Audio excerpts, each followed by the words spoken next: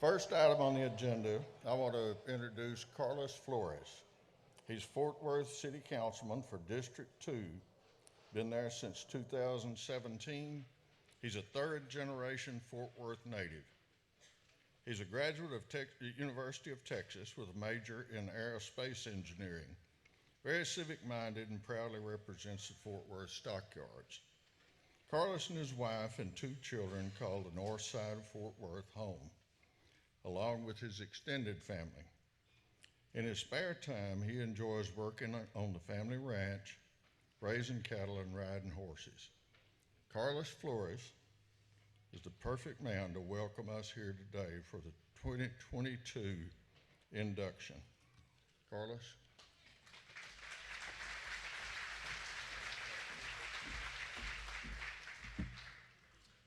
Thanks, Bobby, for that warm welcome. And thank you all for being here today. Let me tell you, it really leaves an impression in my mind and heart to look out here and see everybody. After going through COVID, it's wonderful to be back together again, isn't it? How about that? So again, I welcome all of you to the 2020 Texas Rodeo Cowboy Hall of Fame induction ceremony. This ceremony is dedicated to preserving the past and promoting the future. And the members that are already part of this storied organization and those who will be inducted here represent that credo. Cowboys and cowgirls frequently use humor to face life's challenges, right? It's part of their character. So I'm going to start off with here, and keep in mind, they tell me I'm a politician, and I know I'm not a comedian, so bear with me, all right? Okay. Cowboy and cowgirl thought they had 100 cows, but when they counted, they only came up with 97. So what do you think they did? Round it up. All right. Yeah, I know. Yeah. This is why I'm not a comedian, y'all. All right. Okay. So, Hall of Fame was founded in 1997 by a gentleman named Johnny Boren. He was a native of Belton, Texas. And, also he was a PRCA bull riding champion. And again, this organization honors the men and women whose committees, associations, and livestock all champion the Western heritage and lifestyle of the rodeo, which we all know and love. Cowtown Coliseum, right here in the historic stockyards in the historic district, is the home of the Texas Rodeo Cowboy Hall of Fame. There you can see evidence of what these fine folks have done through the years, the unsung heroes that made the organization is what it is today. So once again, welcome to this induction ceremony, and congratulations to all the inductees for 2022. They truly deserve this recognition. God bless them, God bless their family, and God bless all of you. Thank you very much.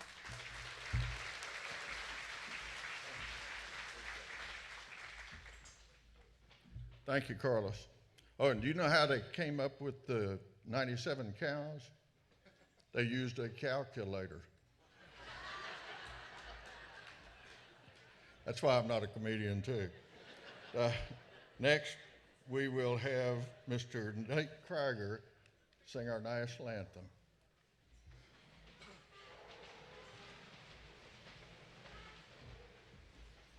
Please join with me in singing our national anthem.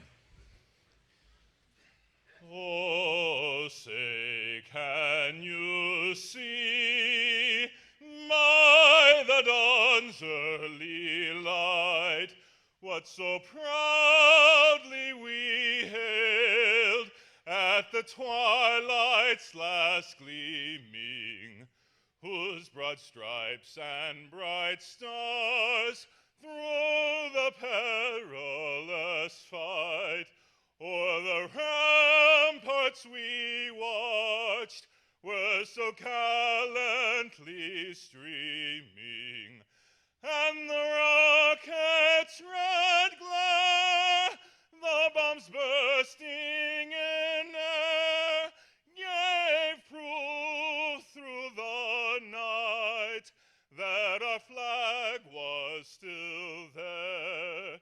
Oh, say does that star-spangled banner yet wave for the land of the free and the home of the brave?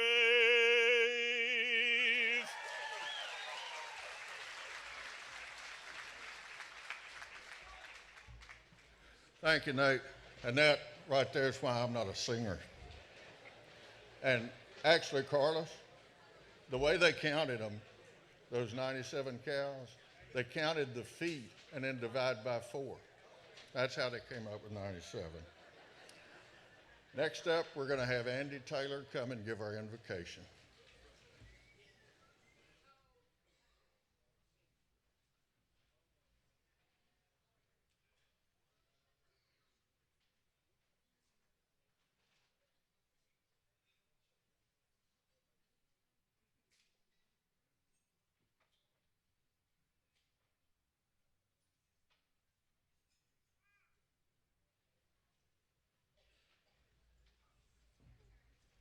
I'm sorry, I guess Andy left.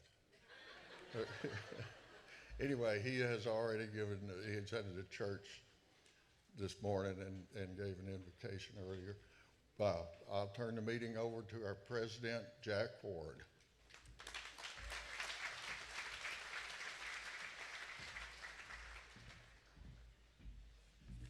Good afternoon. I'm glad to see all the people out here that are supporting the Texas Rodeo Cowboy Hall of Fame. And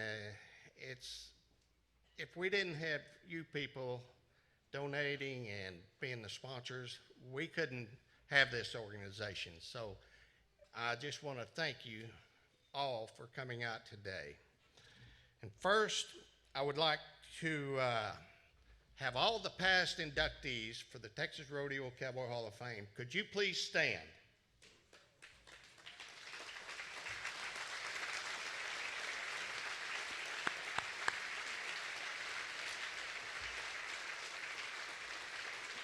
Okay, next, I would like for all our sponsors, the ones that donate so much money for this organization, to please stand.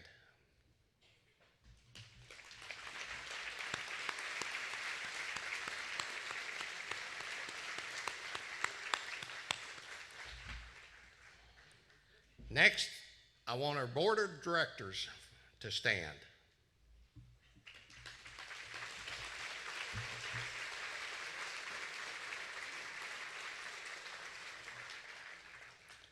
Okay, today one of our guests is our Texas Agriculture Commissioner, Sid Miller. Are you in the house?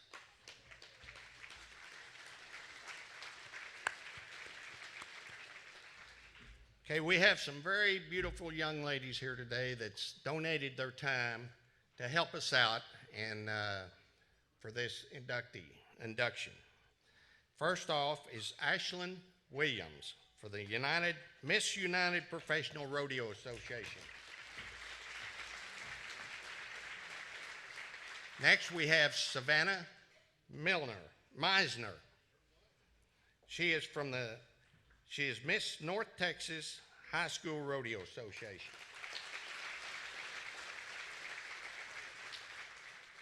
Next we have Kate Deal for the Texas Rodeo Princess. Last but not least is Emily Deal, Miss Chisholm Trail Rodeo.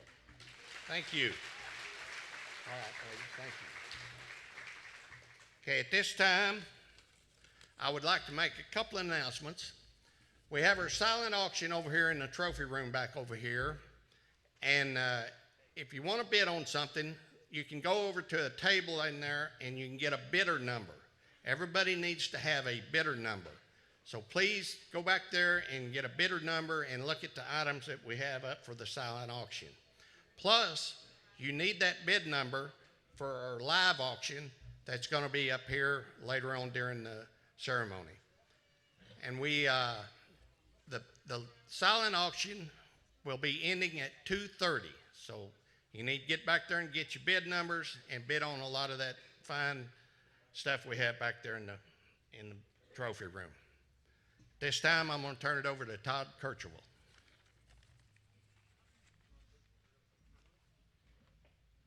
I don't think so.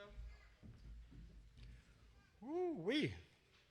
I'm a little stage fright nervous. I hope it passes soon. I want to begin by thanking everybody for being here today. Oh, look, there's actually words on the paper. This organization, as you saw, is preserving the past and promoting the future. And I have the distinct honor of being the scholarship chair. And that's probably about the best job you can have in any organization because you have an opportunity to interact with the next generation. So I'm going to introduce a few folks to you, but before we do, I want to tell you how we fund our scholarship. Part of it is through that silent auction. Part of it's through the live auction that you're going to have an opportunity to participate in. But a huge part of it is through our partnership with Resistol. And let's give Resistol a round of applause for really putting some good seed money into our scholarship program.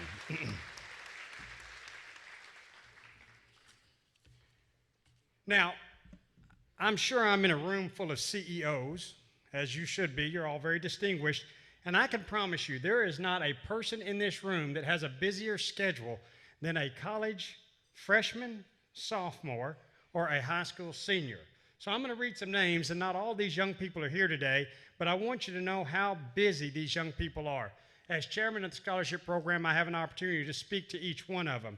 And two things jump out at me. One, I never had enough time to be that busy when I was in college. I mean, goodness gracious, Mr. Sykes had me working most of the time in the pasture pulling weeds, so I would think it was a joy to get to rope for 20 minutes. 1 hour of pulling weeds, you'll love roping for 20 minutes. The second thing is I may have been down at the bar trying to recruit people to come to Sunday school on Saturdays. So I had a very, very tight and busy schedule. But these young people today are actually doing something with their life. We've got one young man that's at a judging contest at Texas Tech today. We've got somebody else that is at school. They couldn't leave because they have some tests coming up. What, the test? Yeah, I don't know if there's prior preparation for the test, but apparently young people have that today. But other than their schedule, here's the other thing I noticed from these young people. We often look at them, and they don't do it like we do it. Mr. Allen, they don't do the things that we did at all.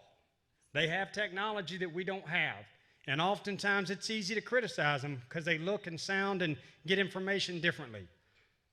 But without exception, the young people that we award scholarships to truly put my mind at ease that our future will be in wonderful, wonderful hands.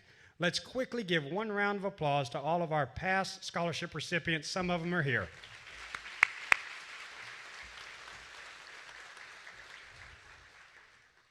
I'm way over my time already, so y'all let me know if the hook starts coming this way. I'm going to depend on you to protect me, all right? We're going to introduce everybody, then we'll give them a round of applause. Not everybody's here, but Miss Haley Harris is going to attend Texas A&M University. Logan Moore, Braden Morgan, Riley Jenkins, who you're going to see in just a little bit, Hadley Clareman, and Travis Henley. Let's give all of this year's scholarship winners a round of applause.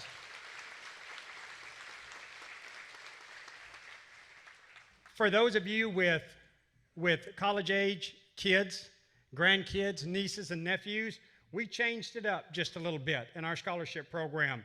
We now don't just take applications one time of year. We don't think that that's the best use of our time. If a kid sends us money any time of year and they meet our qualifications and we have the money, we are happy to put into their scholarship fund. So it's not a one-time. If you've got a young person worthy in your life that meets our requirements, tell them to send in an application because we're trying to catch up with them. All they got to do is email it in, and we'll take it under consideration at any time of the year. Now, it's my pleasure. I want to introduce to you right now, y'all come on up to the stage, some sponsors for the Leonard Fluitt Scholarship Fund, and not everybody's going to come up here, but David McGorick, Vanny Halliday, Alan Brown, Lori Fluitt. Let's give these folks a round of applause because they create a scholarship for somebody.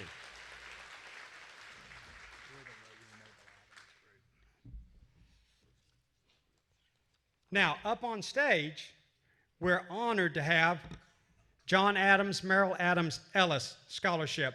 I'm going to turn the microphone over, let you visit with him just a little bit. She's not going to be more than 30 minutes. And then we're going to introduce a young man that I think you're really going to like.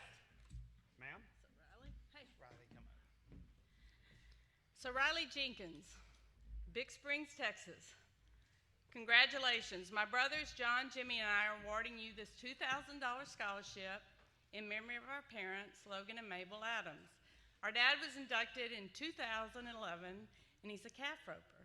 So they would be proud that you're getting the award. Jimmy couldn't be here today because he's at San Angelo judging. He's flagged you before. Hope it was a good flag. So I read this about you on the internet. Don't worry, it's all good. So it says, and I quote, Riley's physical preparation differs from most. He stated, time in the practice pen helps a ton, but I get most of my conditioning from tying from the post and hauling hay. Riley also ensures his horses are working sharp by logging them and doing a little practicing on them and exercising them in the wheat field next to his house. So Riley, our parents would be proud not only that you're a calf roper, but our parents worked us hard too. And we believed in tying a rope to the fence, running down the rope and tying cattle for conditioning. We rode our horses, not in a wheat field, but a pasture, and we also logged many a calf horse. So in closing, Riley, I need to leave you with this. If you'll put God first in your family, your family second, and work third, you'll be great in your life. So here's a token from us on behalf of our parents. Texas Rodeo Cowboy Hall of Fame inductees, congratulations and welcome to the club.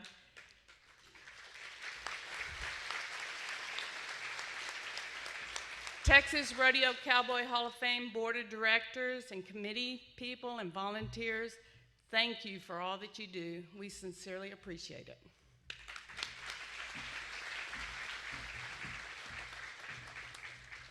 Thank you so much.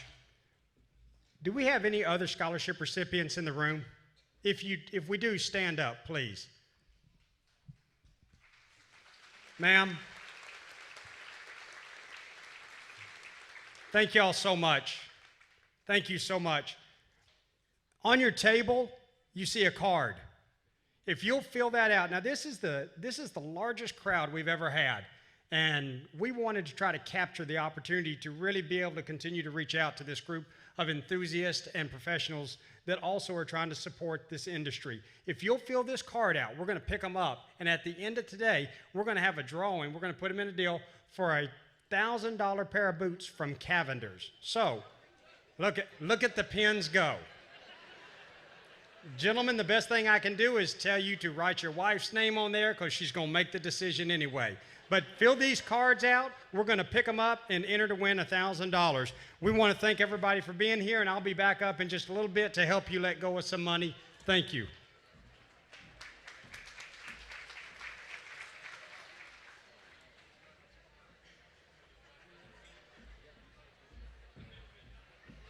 You didn't think I was going to be back so soon, though, did you? Ladies and gentlemen, we have had some great partners in our career at the Rodeo Cowboy Hall of Fame, and one of the greatest partnerships that we have is with Mr. Jeff Metters, and I ask you to please welcome Mr. Jeff Metters to the stage, who will serve as your MC and is a friendly face to everybody in the room. Jeff?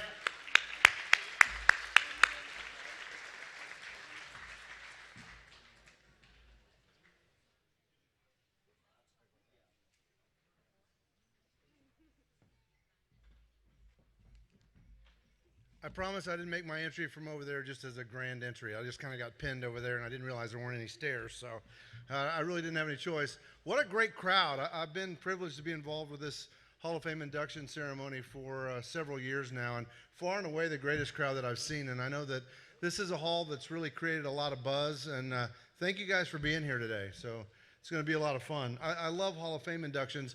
A couple of business notes before we get started. I've been involved in the last two golf tournaments here, the fundraising golf tournament.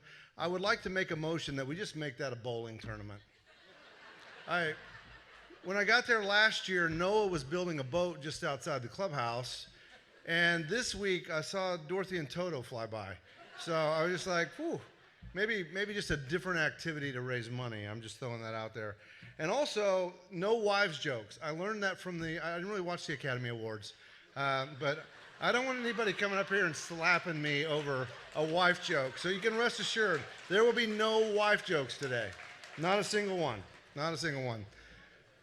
Since the last time I was here, really a lot has changed. When I got involved here, I ran a company called Geronimo Productions, which I still run, which is a television production company that's based in Tulsa, and I was partnered with Carl Stressman. I know he's here with the PRCA, and you know, my dream was to show up in Las Vegas and to be in charge of the television side of the National Finals Rodeo, and I was fortunate enough to do that for 6 or 7 years, and the winds of change blew, and the PRCA made a deal with Patrick Gotch and the Cowboy Channel, and to be honest with you, that started in 2020, and I kind of scratched my head. I wasn't really sure exactly how that was going to go and exactly what was going to happen, and January 1st, 2020 rolled around, and I was just pretty much involved in Tulsa, and Patrick invited me to come down and hang out for a couple weeks just to see if there was a place where I fit in. To be honest with you, I really didn't care. I'd been working for myself for 20 years, and the last thing I wanted was a boss other than my wife, so I don't mind working for her. But I came down and hung out with him, and I consulted with him for a couple of months and wound up taking the job March 1st of 2020. COVID hit shortly just after that, and so that created a little bit of a challenge for us, but I will say that I was slow, even though I'd been the host of the NFR since 1991, and before that I hosted a show called America's Horse, started in '88 on ESPN. So I'd been involved in the Western industry for 30 plus years, and the TV road was an uphill road. It was a matter of buying time on networks like ESPN or Great American Country or CBS Sports Network, and all our programming just kind of aired in space. They were glad we were there. Obviously, they loved the NFR in December. But just to kind of give you a little bit of perspective, I know I'm preaching to the choir. We did 15 total rodeos in 2018 and 2019 on CBS Sports Network, not including the National Finals Rodeo. Total viewership for those total 15 shows, 90-minute shows, were a little less than 2 million. 2020 on the Cowboy Channel, 155 million people watched Pro Rodeo. That gives you, it's a game changer. And I enjoy it because now, I mean, we have a Western sports network that's just dedicated to the Western way of life. And I know a lot of the younger Cowboys on here, so I can tell the story. So what I've been hit with like recently is, hey, can you do this interview? And they're like, well, we kind of want to be paid for that. And my response is, you see those patches on your shirt? I don't know what deal you made for them, but whatever it was, it's grossly undervalued because we put you in front of 155 million people in 20 and that number again in 21. You need to go back to your sponsors because we're building your brand. And basically, if you don't want to be on the Cowboy Channel, I don't care. I'll find somebody else just like you and I'll build their brand because the opportunity has never been better. I love the exposure for the Rodeo Cowboys, and I love to see the growth. And thank you guys for watching and being a part of that. That's the end of the speech, so that's the end of the sermon. Thank you very much. We'll go ahead and pass the plates here in just a second. But actually right now we'll get on with the induction ceremony, and it's so much fun. And we're actually going to start with our Western Heritage Award, and it goes to Robert Anderson. Robert Anderson of Fort Worth, Texas, was a rodeo letterman at Tarleton State College in Stephenville. At Tarleton, while competing in the National Intercollegiate Rodeo Association, he won or placed in bull ridings in New Mexico, Oklahoma, and Texas. In 1970, Robert won the College National Finals Rodeo in Bozeman, Montana. During his amateur career, Robert rode 4 bulls that had never been ridden. In 1969, Anderson got his Rodeo Cowboys Association card, and by 1972, he'd won rodeos in all the associations where he had been a member. When his riding career ended, Robert served in various capacities to help promote the sport of rodeo. As a high school rodeo team sponsor, he organized the North Texas High School Rodeo Association. He judged professional, amateur, and high school rodeos, served as the state director for the Texas High School Rodeo Association, was a board member for the Wendy Ryan Roping, served as a director of the Texas Rodeo Cowboy Hall of Fame, coordinating their first 3 golf tournaments, and also organized the Tarleton Rodeo Alumni. Robert and his wife of 53 years, Teresa, have 2 daughters, 8 grandchildren, and 3 great-grandchildren. And today, he's welcomed into the Texas Rodeo Cowboy Hall of Fame.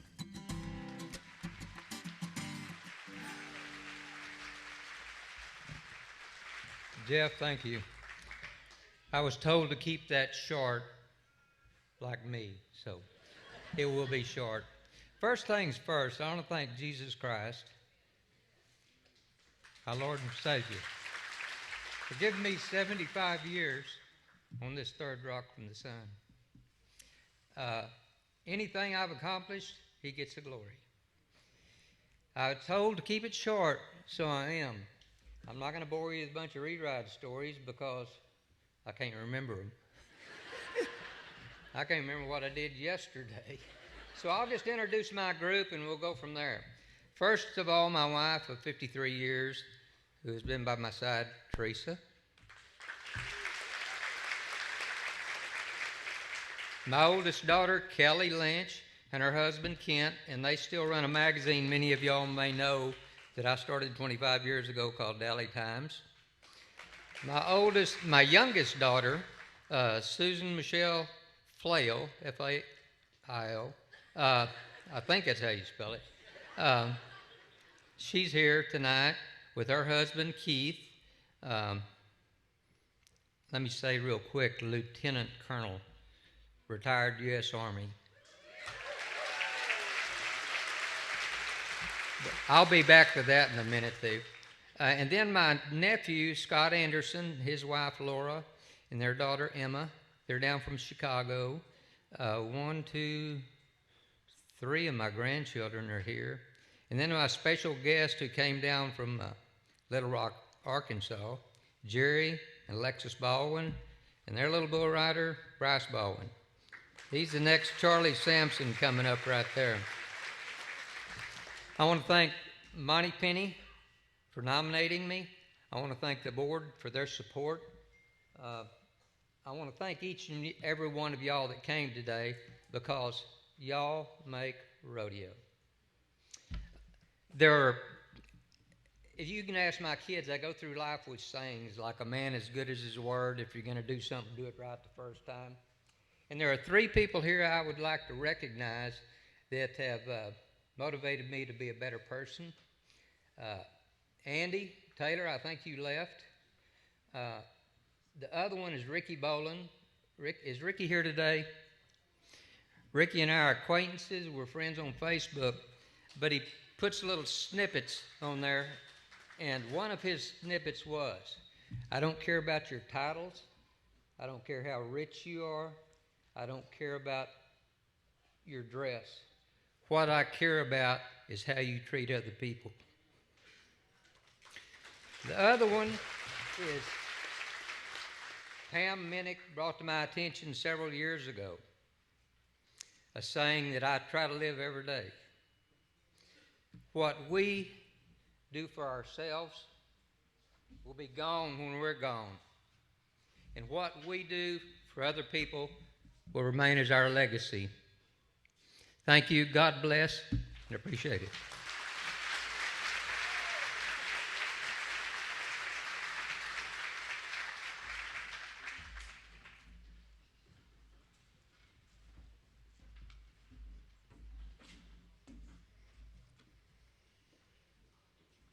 Some of my favorite snippets, I have a couple.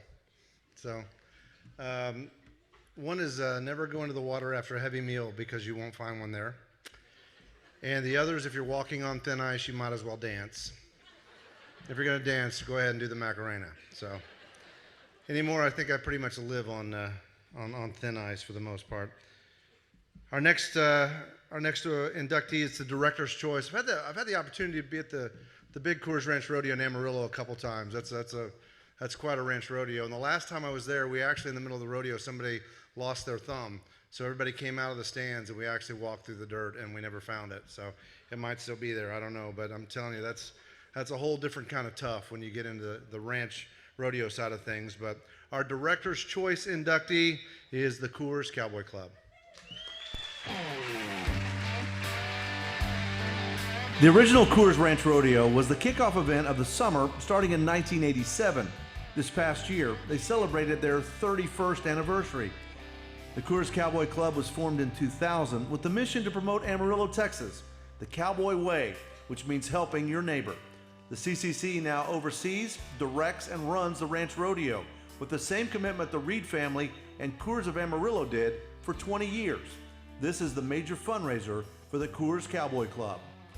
The CCC Ranch Rodeo event serves as a tribute to our West Texas heritage. This rodeo promotes the history and Western life of these ranches by featuring competition between real cowboys from real working ranches in the Texas and Oklahoma panhandles and New Mexico. The CCC consists of more than 100 members from Amarillo, the Texas Panhandle, and all over the country. The CCC was formed in response to a need in the community to provide volunteer manpower for numerous events, functions, charities in and around the Texas Panhandle. The CCC serves as an ambassador for Amarillo and has helped acquire and host numerous associations. They also volunteer time, services, goodwill, and cooking skills to organizations for the benefit of groups, individuals, children in need, military people, law enforcement, and scholarships, just to name a few. The Coors Cowboy Club is a non-profit charity organization and is now a member of the Texas Rodeo Cowboy Hall of Fame.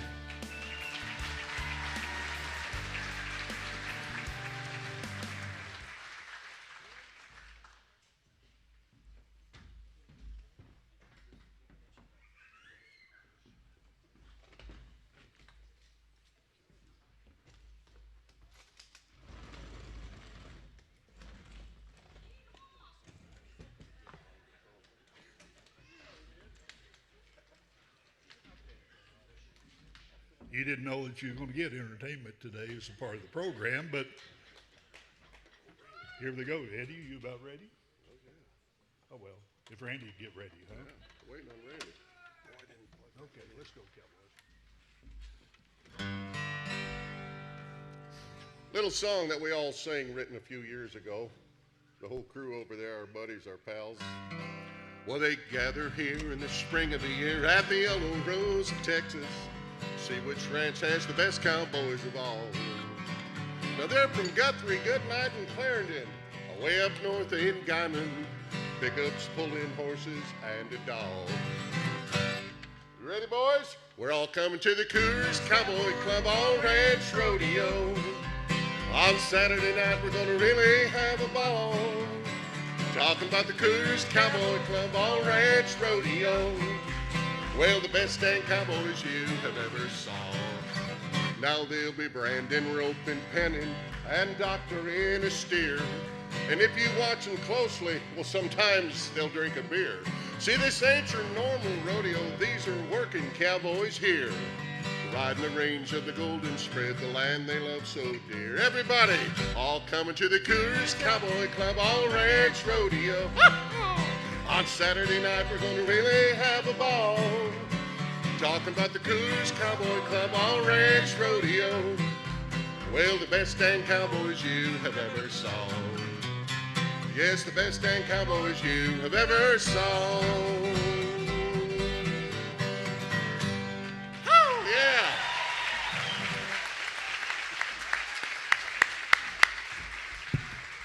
Thank you, Ed and Randy. Ed wrote that song in 1988 and recorded it that very year just for the Ranch Rodeo.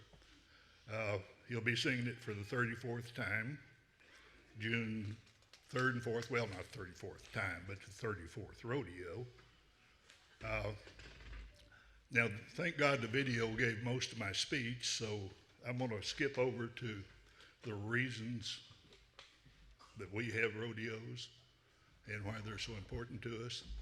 Of course, the first thing is that we have two of our members that are here today. One of them is a Hall of Fame member, but they taught all of the rest of us how to really, truly appreciate rodeo. And that's Mr. Larry Dawson. And then his best sidekick that taught us that you have to respect the animals that make rodeo possible, and that's Dr. Fred Rule. Yeah, Fred. And the only two reasons that they turned out like they did is because Sparky and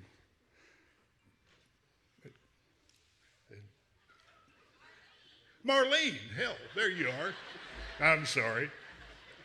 But no, we hold our annual ranch rodeo to do the various things that we do for our community. And of course, I'd be less than honest if I didn't tell you that part of the reason why we have to raise money is to have cold beer, which may be the primary reason.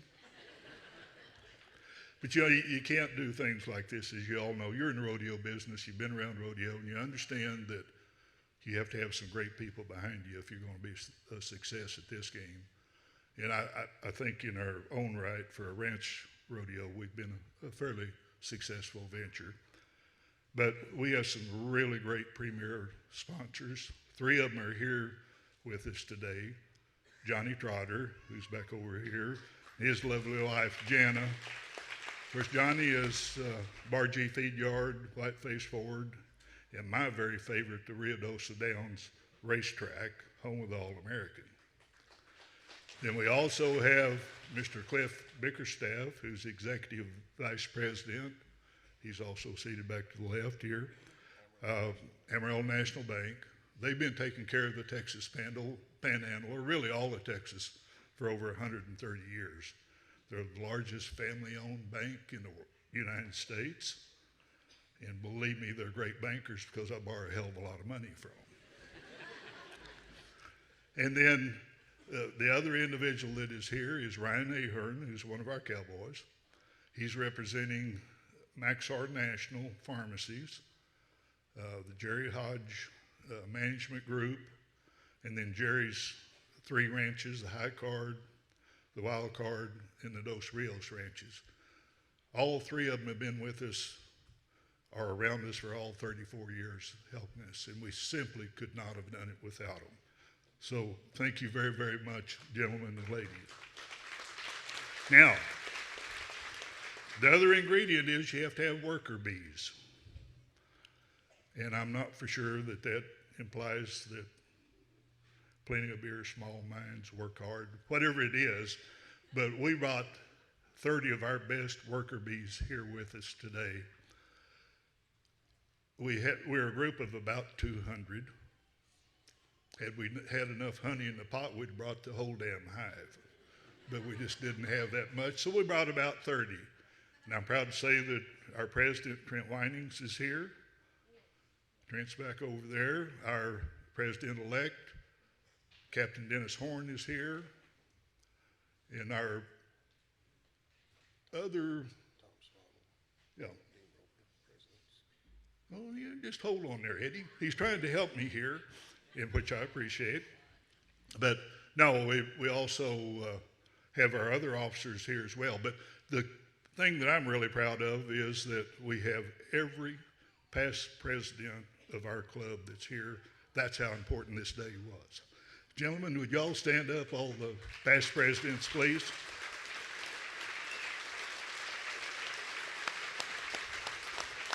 Now, I'd like to, and we'll wind this up, I'd like to ask our worker bees as a whole, all the guys that came with us from the Coors Cowboy Club out of Amarillo, to please stand and say thank you the cowboy way by a tip of their resistol.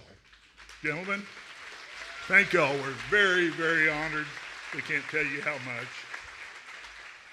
We love rodeo, and we love you for even considering our club. Thank you so much.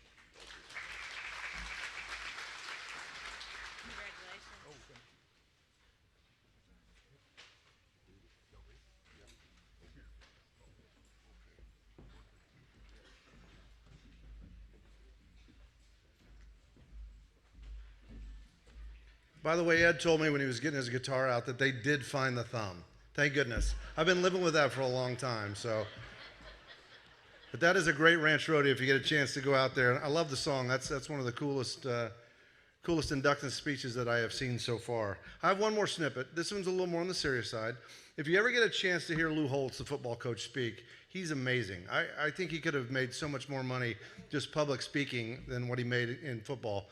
I was a sportscaster in Tulsa like 1988, and he spoke at the mayor's prayer breakfast. And so my boss said, you got to go down there and cover that. And in those days, I did the news till 10:30 at night, and then I didn't really care to get up in the morning, so I had to get up and be there at 8 a.m., and I wasn't happy about it. But Holt spoke, and he was amazing. He talked about the fact that he'd left Arkansas and gone to the University of Minnesota, and he didn't want to go there because the only people that he knew from Minnesota had blonde hair and blue ears. Wasn't the kind of place that he wanted to be. And HBO had done kind of a scandalous story on him later on, and I loved his wisdom. He talked about the fact that if you're a football coach and at the end of your career, if they take all the bad things they say about you and put it in this stack and all the good things in this stack, if they're pretty even, then you're probably a pretty good football coach. But my favorite snippet from him is like, he never tells, people say, hey, how are you? He goes, I never complain about my problems. 70% of the people don't care, and the other 30% are pretty darn excited that you have troubles. So I just keep it to myself. I think that's pretty good advice. Now time for our Johnny Bourne Award, Renee Harvey Lowe. Renee Harvey Lowe's cowgirl can-do attitude was instilled in her by her parents, Geneva and Bill Williams. Renee grew up in Clarksville, Texas, around rodeo people, including rodeo cowboys like David Glover, Bill Cornell, Frank Rhodes, Carl Nafsker, and many more. Her father, Bill, a 2005 inductee into the Texas Rodeo Cowboy Hall of Fame, welcomed many of the RCA Cowboys into their home as they were passing through. Bill had served on the stock selection committee for the NFR and judged the National Finals Rodeo, so he knew a bunch of rodeo cowboys. Renee Lowe served as chairperson of the board for the Texas Rodeo Cowboy Hall of Fame for several terms. She was the first to plan the Texas Rodeo Cowboy Hall of Fame reunion and has continued to help since 2011, the first year it was held in Fort Worth. She and her husband Rusty are both realtors, and Renee continues to serve on boards of various nonprofits around her community, including Ladies of the Lamb, a buying group for the Fort Worth Stock Show Sale of Champions. The Lowe's ranch and reside in Clarksville, Texas, her hometown where she was so influenced by the rodeo cowboy way of life. Renee, welcome to the Texas Rodeo Cowboy Hall of Fame.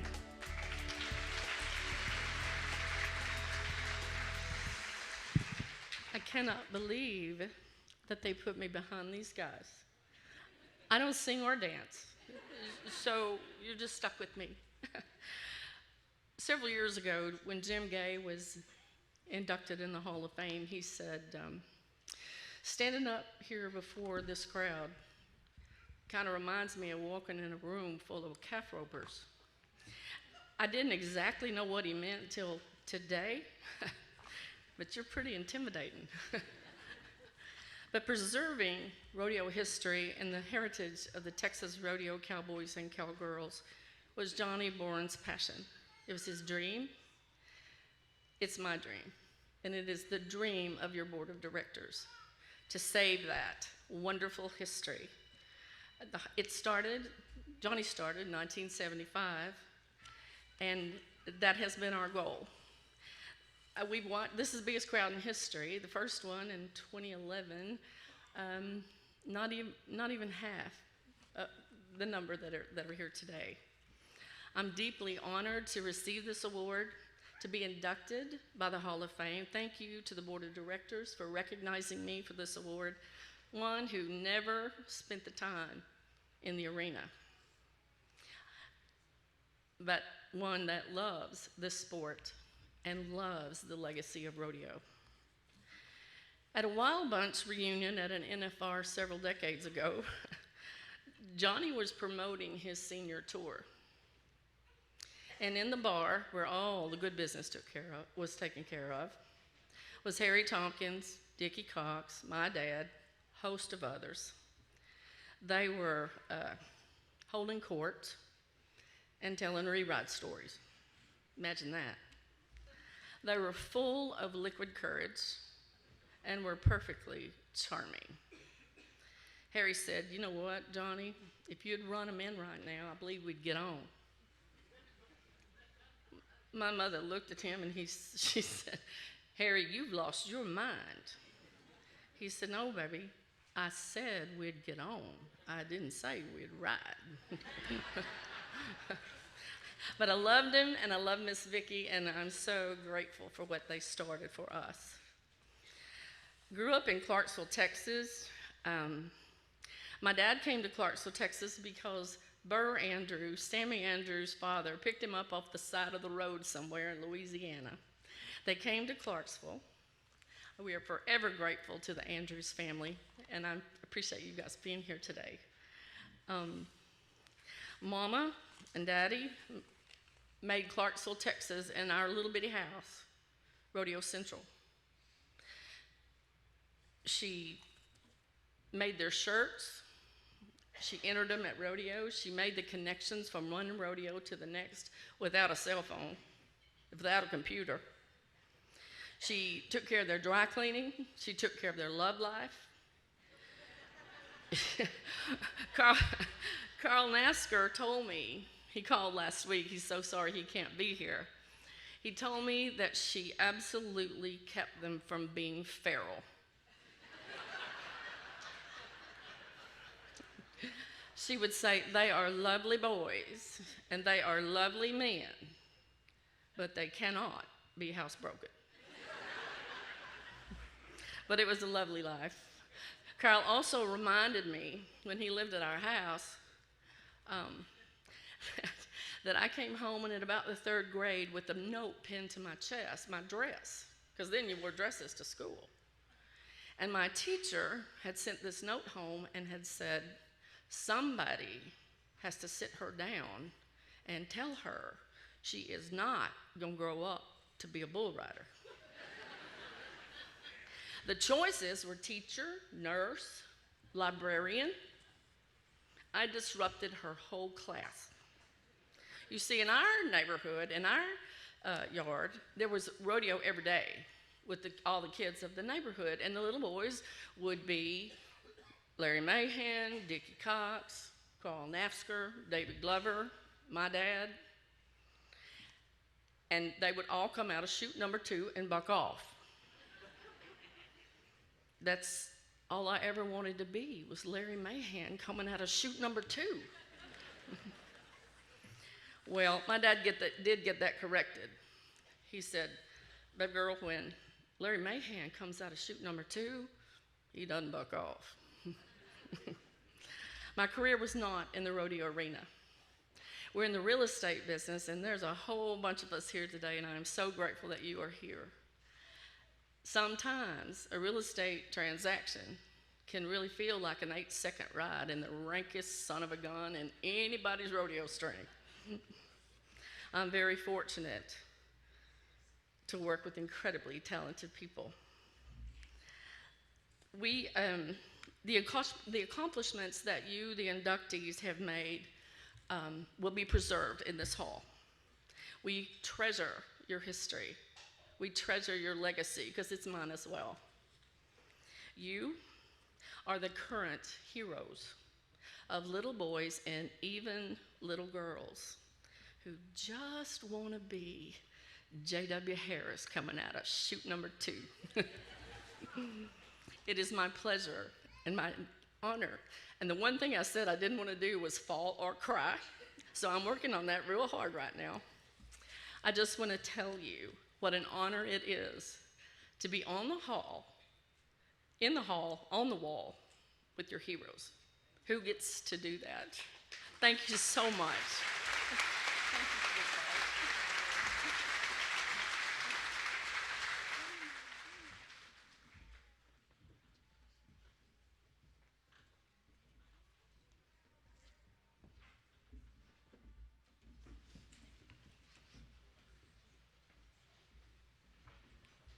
One of the things I like best about working at the Cowboy Channel is it's just located right here in the stockyards. And it's interesting how this place has evolved, and without a doubt, Fort Worth is the cowboy capital of the world. And there's so many great people here that you get to interact with on a daily basis. Our next inductee, I kind of call him the Godfather.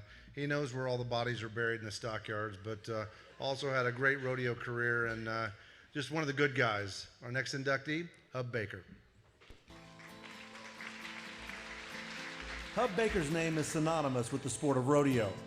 Growing up on the family Crosty Ranch in Burleson County, his love for rodeo started early.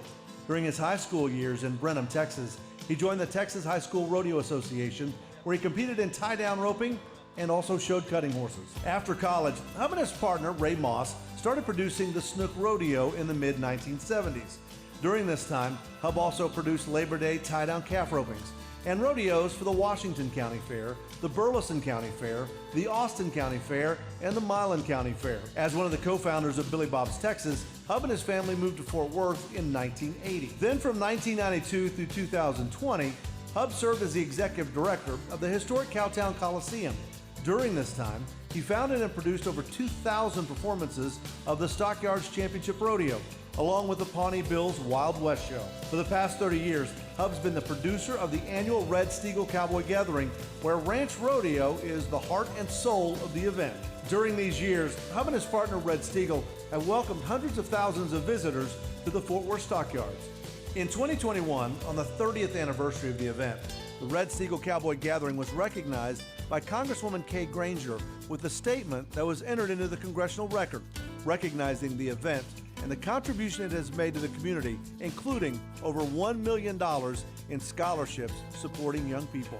Hub's also produced and hosted the Texas Circuit Finals, the WPRA National Finals, PRCA Rodeos, Professional Bull Riding inaugural event in 1994 and 95, the American Semifinals, National Senior Pro Rodeos, UPRA, CPRA, and IPRA Rodeos. Hub is also an inductee into the Texas Trail of Fame, the Texas Cowboy Hall of Fame, and the National Multicultural Western Heritage Museum and Hall of Fame. Please welcome Hub Baker to the Texas Rodeo Cowboy Hall of Fame.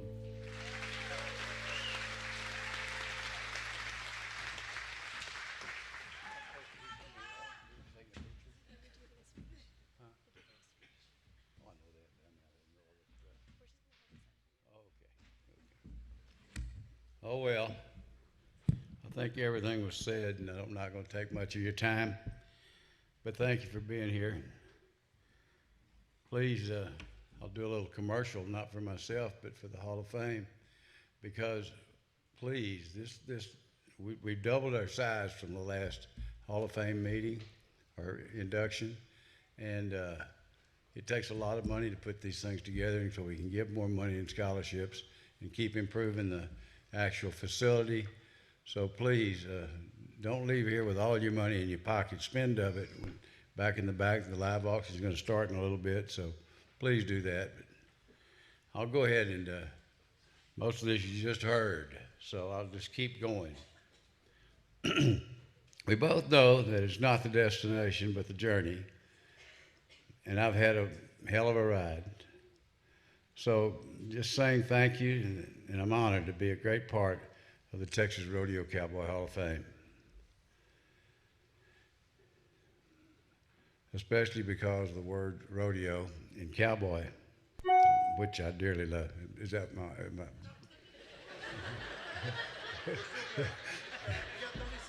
They told me that. I've got 10 more seconds, okay? Oh, great. I'm not, yeah, I wrote all this stuff and made it really good, I thought. It got all tight. My bride, she worked for, it's just unbelievable how hard she worked getting it all done. And I went through and put lines underneath everything there. Yeah. And I get up here and it's so dark you can't read the damn thing.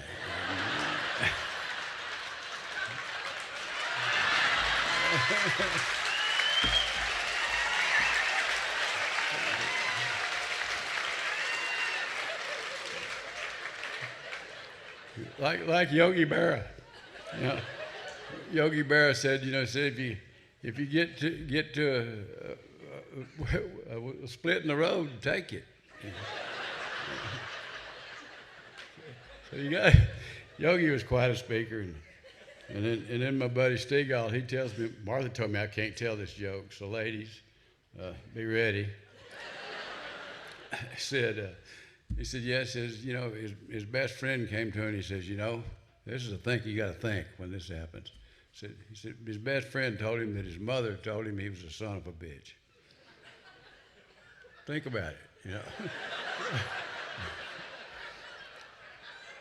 So I've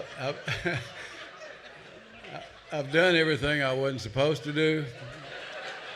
I did absolutely none of the stuff that I was going to do. And so I'll leave it with you. Thank you very much for being inducted me.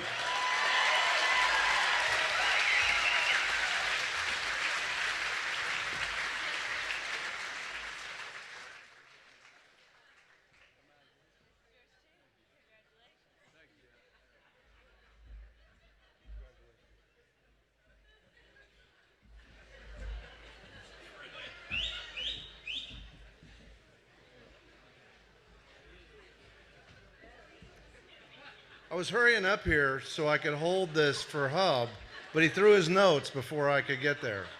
So this will also be on the Cowboy channel in the not so distant future, and I'm making notes that I have to bleep out a word from Hub's speech here. So I'll make sure I get that done before television. I promise no wife jokes. I just have to tell you one yeah, whatever. But I was down at the rodeo in San Angelo last week, and the guy that I work with introduced me to his wife, and he was so outclassed, it's not even funny. And before I could stop myself, I said, "Was this an arranged marriage?" Which I think was better than the other option that came to mind, which was, no, where is she really? Where is she really? But I was in California with some of my friends a few weeks ago, and Joe Hub's a part of that group, but he wasn't there. We were talking about Joe Hub, and then we talked about Hub, and then I said, hey, I don't know if you guys have seen Martha, Hub's wife. She's beautiful. And my phone rings literally at that time, and it's Hub Baker. And I said, hey, we were just talking about you. And I said, well, actually, we were talking about Martha. And he's like, you're a degenerate. So that's my only wife jokes. So, and I'll probably cut that out of the Cowboy channel too, the broadcast too. So, all right, our next inductee, Frank McIlvaine Sr. Frank McIlvaine Sr. didn't start out as a bullfighter. He discovered that talent literally by accident. He competed as a bareback rider, and one night the scheduled bullfighter got into an automobile accident, and Frank Sr. filled in. And as they say, the rest is history. McIlvaine lived in Mesquite, Texas most of his adult life and worked rodeos all over the country, including the Fort Worth Stock Show and Rodeo and the State Fair of Texas Rodeo, and so many more. He settled in Mesquite, Texas, and very seldom missed working the Mesquite Championship Rodeo, one of the longest running weekend rodeos in the country. He was mentioned in Bob St. John's book, On Down the Road, and he's been seen on ESPN, the Nashville Network, CMT, and featured in the GOP Convention Rodeo when Ronald Reagan was in attendance. He also appeared in the movie Great American Cowboy Fighting Bulls. Surmising Frank Sr.'s career, he was performing in the arena through 5 different decades, from the 1960s into the 2000s. Today, we welcome him into the Texas Rodeo Cowboy Hall of Fame.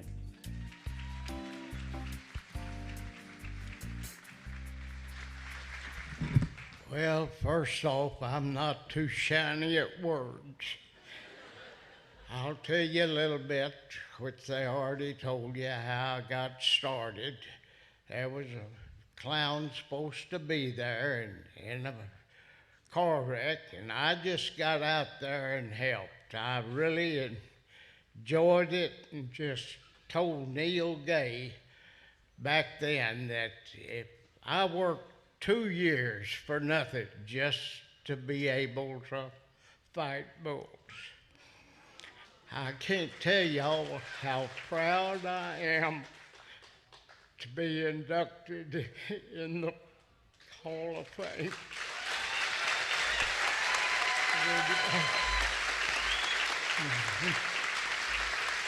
Thank y'all all very much. I'm not too good at words. I want to tell y'all a little bit how we started as a kid. We grew up poor, but I didn't know we was poor. This man and my mother, we started in a 57 Plymouth. 4 boys. Back those 57 Plymouths, you could pull the back seat out. We didn't have a truck to go to the rodeo. So his Shetland pony, if you can just imagine that, opened the door and the Shetland pony went in there, and 4 boys. Off to the rodeo we went. Hey, we didn't just do that a few days. Guys, we did this for a few years. I mean, once we got our first F-150, we thought we was in heaven. So we went to the rodeo. It was normal for us and my mother. Once every other weekend, Mesquite Memorial Hospital knew all the kids' names and everything. I mean, all of y'all that knew Neil Gay in Mesquite Rodeo, he ended the rodeo with a fighting bull. And what'd he do? Frank, come on, sell the show, sell the show. Do you know how many times he got wiped out just to sell the show? More than once. My father's about as tough as they come. He has more than 9 lives. I want to tell a story where I thought they killed him. We're at a rodeo school. This is November. Donnie Gay always had a rodeo school. They happened to want to do a bullfighting school at the same time. My father and my brother were there doing the bullfighting school. The first day of the school, you know, they're going to start out with all these students on these bulls that are just so-so. They finished the first performance. The next day, Neil Gay gets out there and he's in the arena and all the students are back behind the chutes and he says, guys, I need to tell y'all something today. Today we brought a little different string of bulls. He said, when you guys get off, don't go get your hat. Don't go get your bull rope, because these guys will get you. Well, there's one bull in there that I happen to know that I'm the guy that got to try him out. They called Jack the Ripper. Jack the Ripper, they had to go rope, drag him into a trailer just to get him to the rodeo. He'd done gut one of the horses. So he's a bad dude, and Neil's bringing this bull to the rodeo school? Yeah. So about the 4th bull out is Jack the Ripper. And he's done warned everyone, when you get off, leave your hat, leave your rope, don't go back. And I want to paint another picture. If any of y'all that's seen the old Mesquite Rodeo Arena, the grand entry gate was a big iron gate. The top rail was like a 4-inch piece of pipe. So imagine this. This bull comes out, the 4th one out, cowboy jumps off, starts to run. Oh, shit. Where's my hat? The boy runs back to get his hat. The bull comes after him, and what happens? But this man right here run to save him.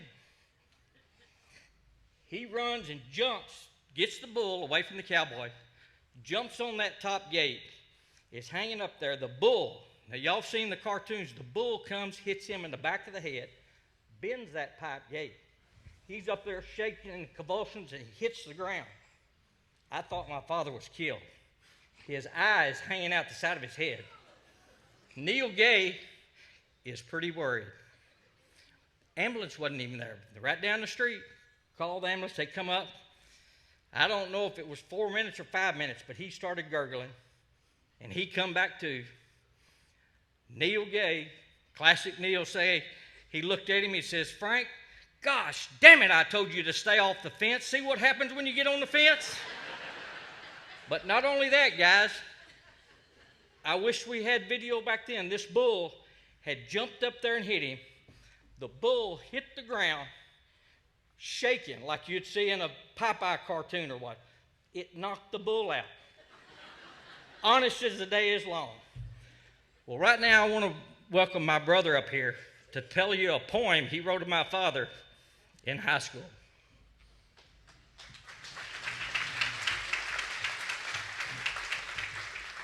This is my dad when we were growing up, like I said. He put me in the barrel at 9 years old, got me fighting bulls. Him and every other of the greatest clowns that ever came through from Buck LeGrand on up. I got to work with him and them. And they told me in school one time, they said, we want you to write a poem, show and tell every summer. When the McElvain boys went show and tell, they had to make it a week-long deal because we was all over the country. We did settle in Mesquite, though, and because all of us boys had to go to school. And I wrote this poem because I had to pass a class, and they said, well, if you've never been to the ocean, don't write about the ocean. Don't write about, football if you ain't never played football, whatever. They said, write about something you know about. So I wrote this poem about my dad. I kind of wished I hadn't because he was trying to live it out. After a few years, I won a competition with it. It says a battered rodeo clown is his frame, short and husky is his front. A battered rodeo clown is his fame, short and husky is his frame. His brown eyes shining through his makeup as he awaits the bull riding shakeup. That's my daddy, the clown. Though his years are well on the move, that little man is still in the groove. To the hospital bed I've seen him bound, but soon his cleats are back on the ground. That's my daddy, the clown. The Lord says we all must go, but when, we will never know. Until that final bull cracks the gate, then too soon he'll meet his fate. That's my daddy, the clown. I'm so glad.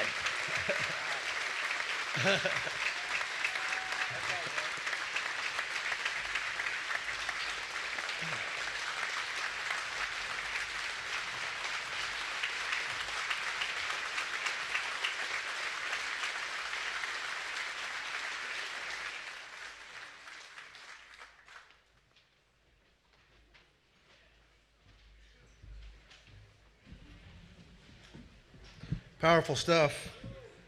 And that's 2 bleeps if you're scoring along out there. That's 2. Got 2 in there. Things I'm thankful for. I think one of them is the fact that I never worked for Neil Gay. The stories go on, and I worked with Donnie in San Angelo the last couple of weeks, and he was saying that his dad would say, if you can't stay on top of him, at least get under him and help me sell some tickets. So I love the fact that they cover so many bases here at the Texas Rodeo Cowboy Hall of Fame, and the animal athletes are not left out. Our next inductee, Firewater Flit.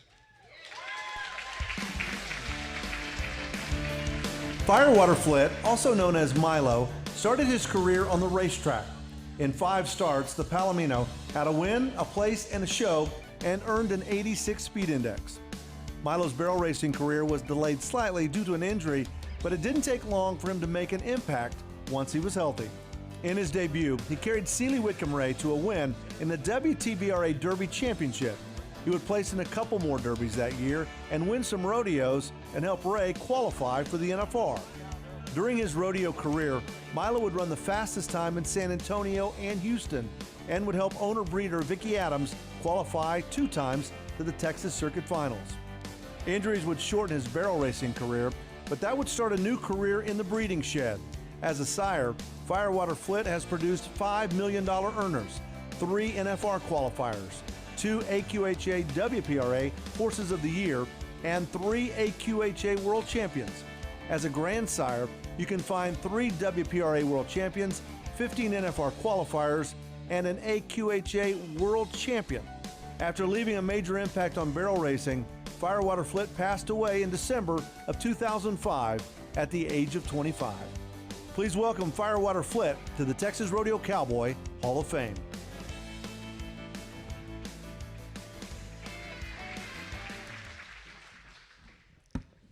Well, thank everyone. First, I would want everyone to put my friends and my college roommate from Sam Houston State University in your prayers, Jimmy Monroe and Tassie Monroe. And actually, when I was running Firewater Flit, Bud Monroe and Jimmy and I traveled together many miles when I was going to Houston, San Antonio, all over the country. But I would like to thank the Texas Rodeo Cowboy Hall of Fame and all the members that voted for Firewater Flit. It's very special since I raised him, and a lot of quotes about great horses. Is a great horse that'll change your life, but the truly special ones will define your life. And he definitely defined my life. And to end, I want to give you a couple of my favorite quotes from a couple of the cowboys.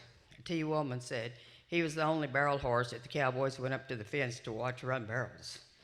And then Bobby Del Vecchio said, can I borrow him to ride him in the grand entry at the NFR? But I'm very proud of this honor, and thank you all for voting for Firewater Flit.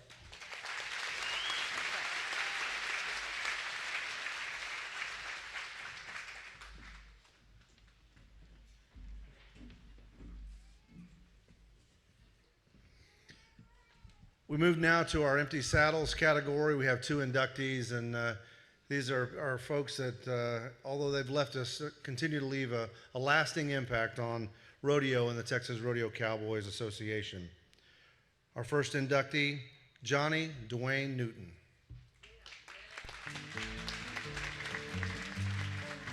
Johnny Dwayne Newton, or Dwayne, or Newt as he's known in the rodeo world, grew up in Grapevine, Texas and attended South Lake Carroll High School. With his traveling partners, Ronnie Hilton and Walt Garrison, he competed in International Rodeo Association and Central Rodeo Association rodeos.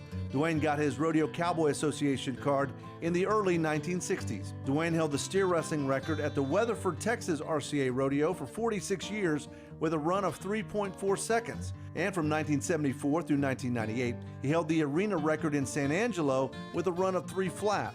He qualified for the NFR in 1974 and won back-to-back rounds. He was also the first recipient of the Sid Boston Memorial in Pine Bluff, Arkansas. In 1990, Dwayne began training cutting horses in Texas, Kentucky, and Mississippi. He won the cutting at the All-American Quarter Horse Congress in Columbus, Ohio. He and his wife Shirley had 1 child, Kenny Newton. Dwayne passed away in 2004. Today he's honored with induction into the Texas Rodeo Cowboy Hall of Fame.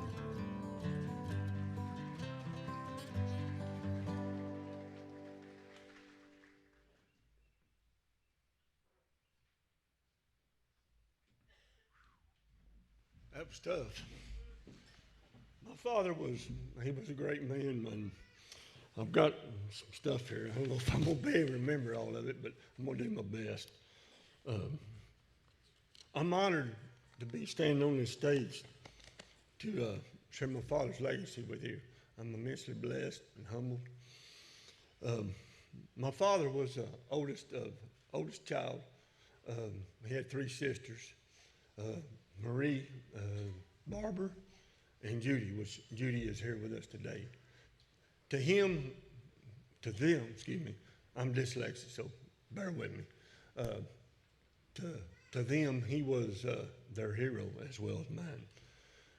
My father's love for rodeo started roping calves, and my papa Newt and a man by the name of John Hosey helped him, and that's where I think he fell in love with rodeo. As we all know, we grew up in this area. We always went to Mansfield Rodeo, which a lot of us got our starts. I'm like Hub, it's hard to read this. Later on, he met Ronnie Hilton and Walt Garrison. I think they were the inspirations at Cowbell, where got him started bulldogging, and from there he never looked back.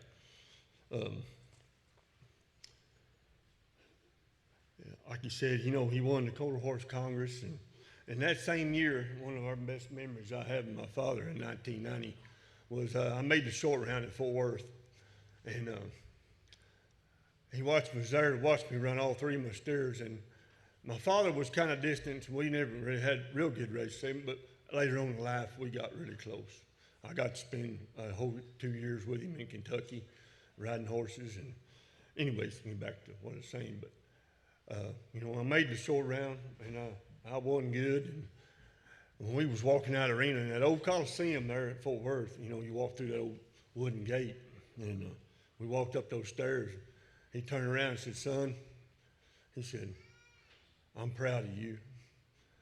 And that, man, I tell you, it just made me feel 10 foot tall and bulletproof. Any son of a dad, he wants their dad to recognize that.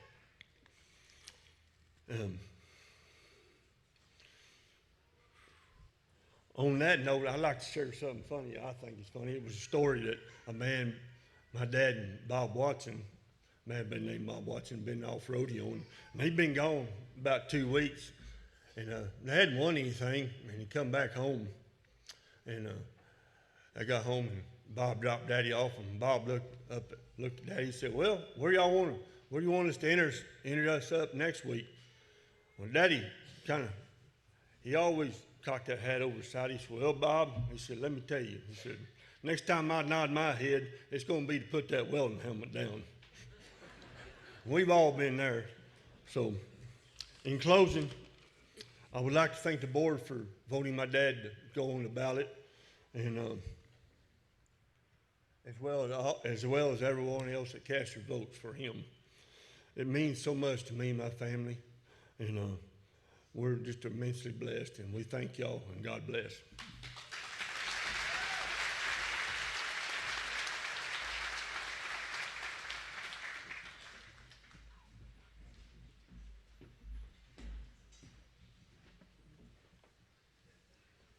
Our next Empty Saddles inductee, Sammy Catalina.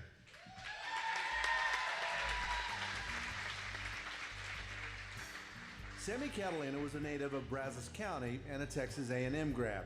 He lived in Curtin, Texas with his wife Carolyn. In the early 1970s, he purchased Circle 5 Rodeo Company and turned it into Sammy Catalina Rodeo Company and supplied stock to rodeos including Denver, Phoenix, Kansas City, Baton Rouge, Houston, San Antonio, Fort Worth, and Las Vegas. In 1990, the Sammy Catalina Rodeo Company developed a precision drill team of 25 cowgirls wearing matching outfits riding paint horses for the audience's enjoyment. In 1990, he created the Sammy Catalina Caribbean Wild West Tour with rodeo performances in Aruba and Curacao. Sammy Catalina Rodeo Company started its own breeding program and began raising its own bucking stock, and it quickly paid off, with bulls like Skull Titanic and South Point grabbing headlines at the NFR in the early 2000s. Sammy Catalina will now always be remembered as a member of the Texas Rodeo Cowboy Hall of Fame.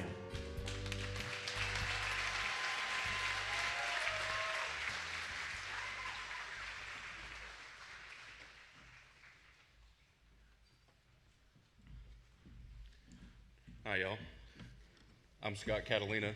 This is my brother Clay and Travis Catalina, brothers. Our dad was a great speaker, rodeo announcer, and orator in general. I don't think we got any of that, so you just have to bear with us.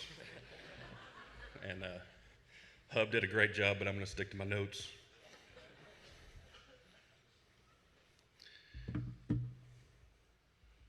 If I can get my password right.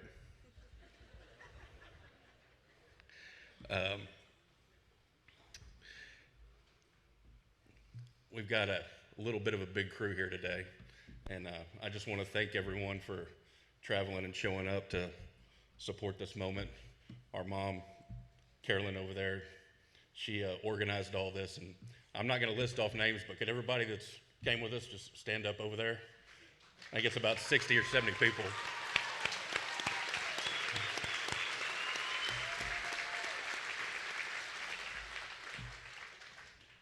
He knew a few folks, but you know, he also knew that there's a lot of people that helped him along the way to get to this point, and there's way too many to thank.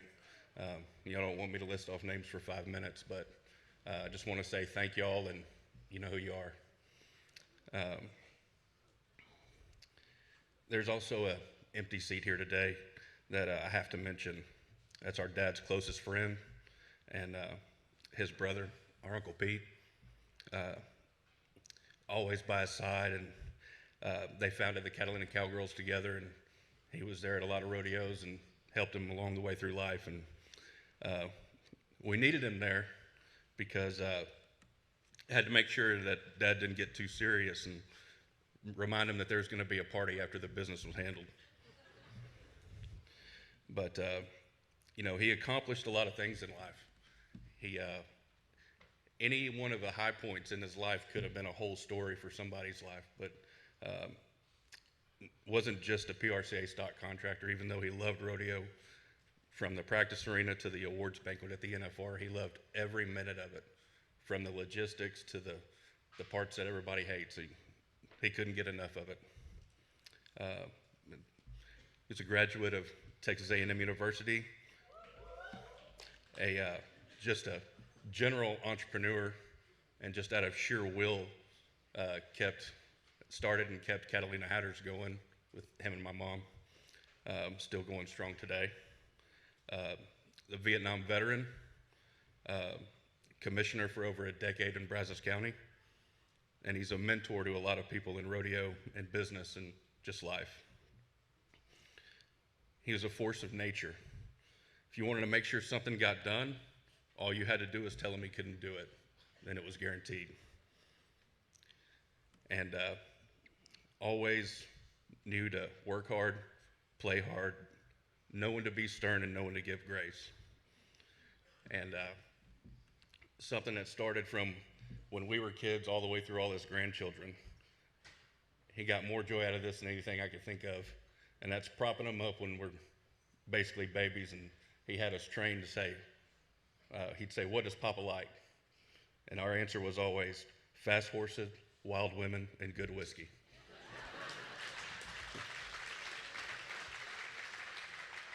But Clay's gonna tell a few rodeo stories, and which one do we want to tell? that's all you. Daddy was great. He was a great entrepreneur, and in the height of everything he had going on, he was told that, a fella came to him back in 93, 94, said, "I want to take a rodeo to the Caribbean." Now, all of us know in the rodeo business what it takes to go up and down the road, to go to a rodeo weekend to weekend. But what does it take to take the rodeo to the Caribbean?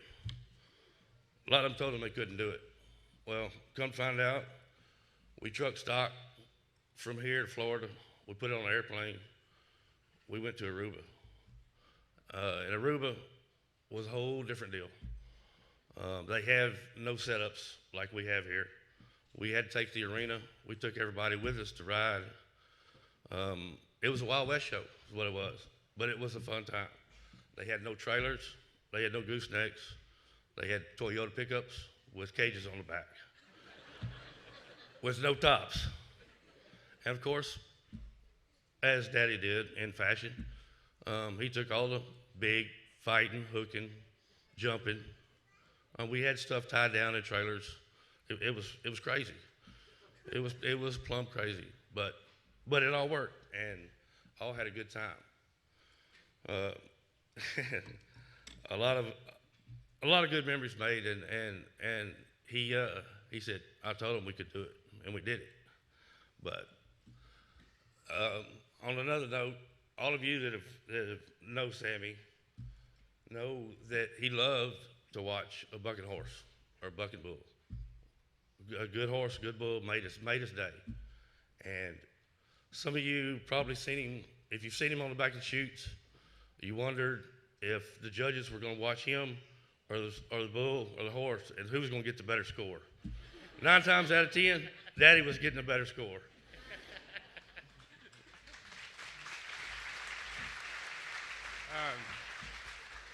I'm going to keep it short, kind of like myself. As you can tell, Dad was a real respected man, and everywhere he went,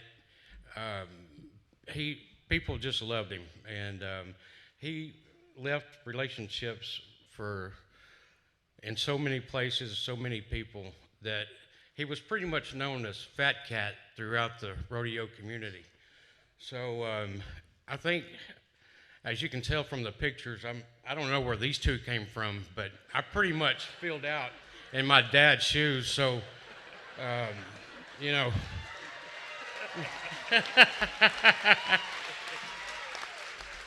But he went to so many places and did so many rodeos that I go to different places and people pick me out of a crowd and go, "You got to be Fat Cat's son." I mean, I just can't go anywhere. But I want to say thank y'all for the induction, and we really appreciate it, and what an honor it is. And I know he's happy, and he's smiling down on us, so we appreciate it. Thank you very much.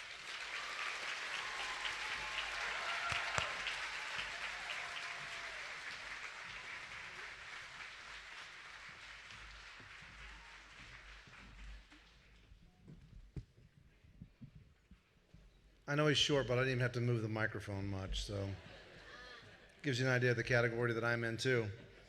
Moving now to gold card, and our first inductee will be James Allen. James Allen was born in Santa Ana, Texas on January 19th, 1936, and started roping when he was 7. At 86 years young, he's still roping, farming, and ranching in Coleman County, Texas today. James served on the PRCA Board of Directors for 6 years and played a key role in improving the number of PRCA-sanctioned steer ropings from 10 to 53. James's rodeo accomplishments span over 78 years and include being a PRCA Gold Card member. He's the 1971 steer roping World Finals average champion, the 1968 Texas Circuit team roping champion, a 7-time senior steer roping champion, the 1994 U.S. TRCA Texas bonus champion, and at the Prairie Circuit Finals, he tied the fastest steer in 70 years.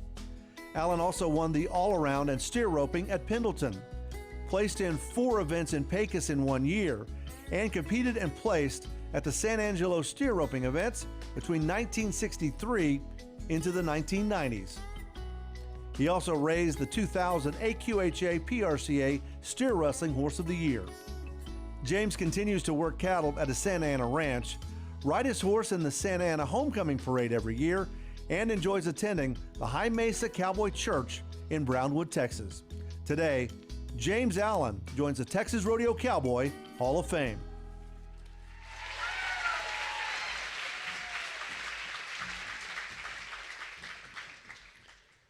Does anybody know where the restroom is?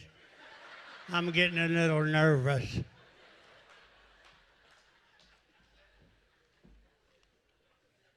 It's a great honor to me to be part here today. It's a blessing to be in the Texas Cowboy Hall of Fame with all the great cowboys and all the great cowgirls and the nice horses and bulls. Today, I have my 4 children with me: Tony, Becky, Guy, and Gil. One person that's not here today is my late wife. It was always her time to drive from midnight to daylight.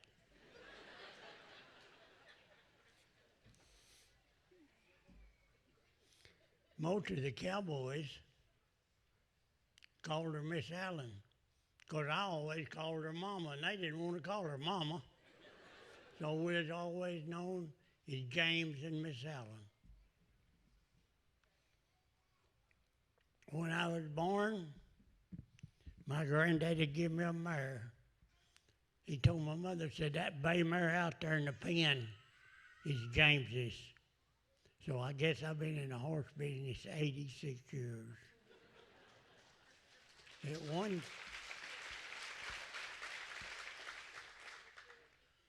one time, I was up there in Oklahoma, I had over 100 head of horses. My daddy told me, said, you can tell how poor you are, just go count your horses. You know, as I was growing up, we didn't have plastic horses and cows and stuff like that. I used sticks to make my arena. I used marble for my horses and rocks for my horses and cattle. And I played like I was Casey Tibbs riding a bucking horse. And I played like I was Toots Manfield roping a calf. I always wanted to be a cowboy. It's just an honor to be here today. When I was 7 years old, I roped for money. I didn't win much, but I roped. When I was 13 years old, I drove myself to Post, Texas to a junior rodeo. I always had to rope against men and stuff. They didn't have junior rodeos back then. That's the first one I heard about. So I got my mother's car, hooked it up to my trailer, put my horse in it, took me a bedroll and a Coleman stove, and I done all my cooking, and I slept under the stars. I went by myself. I didn't win a lot, but I won a little bit, and I thought I was a tough cowboy. The best time I ever had, of traveling and going to rodeos, I traveled with my two sons. And we had a lot of fun of going and won a lot. We happened one year make the finals all at the same time in the same event. And I was tickled to be part of them. It was a blessing to be able to go to the rodeos with your kids. We tried to beat each other, but it seemed like everyone out there always beat us. In closing today, I made many friends going down the rodeo. Been long last friends that last for a long time. But in closing, I want to tell you, John, I ain't going to do it, but there's a song out. I'm not going to sing it, but it goes like this. It says, Mama, don't let your babies grow up to be cowboys. I'm sure glad that my mother let me be a cowboy. Thank y'all and God bless you.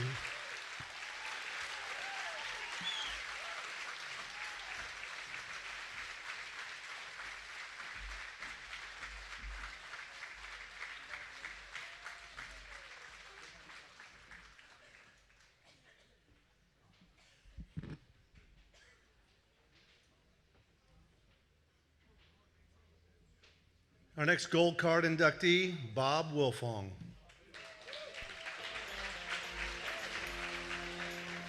Billy Bob Wilfong was born into a family where being a cowboy was a must. He broke, trained, and sold horses, as well as raised and sold bucking bulls. He's also been a cattle rancher his entire life and still ranches in Texas today. Billy Bob was a member of the Texas High School Rodeo Association, the American Junior Rodeo Association, the National Intercollegiate Rodeo Association, and the PRCA. Billy Bob's accomplishments include splitting the bareback championship in Cheyenne in 1976, saddle bronc riding champ in Pecos, bareback champ in Las Cruces, New Mexico. He also won the Stanford Cowboy Reunion in bareback and saddle bronc, Dalhart in bareback riding, and claimed many other titles across Texas. Billy Bob chose the picture of the wild cow milking at the Stanford Cowboy Reunion of his brother Harry Jack Wilfong on the head, his first best friend Danny Brown on the tail, and him doing the mugging. He feels these two guys helped him the most in his life, so he wanted them to be pictured in the hall with him. Please welcome Billy Bob Wilfong to the Texas Rodeo Cowboy Hall of Fame. I just want to thank everybody that voted for me, and I got a guy to talk for me. Those of you who don't know me, my name's Chick Wilfong. I'm his nephew. Bob was what I had for a finagling uncle.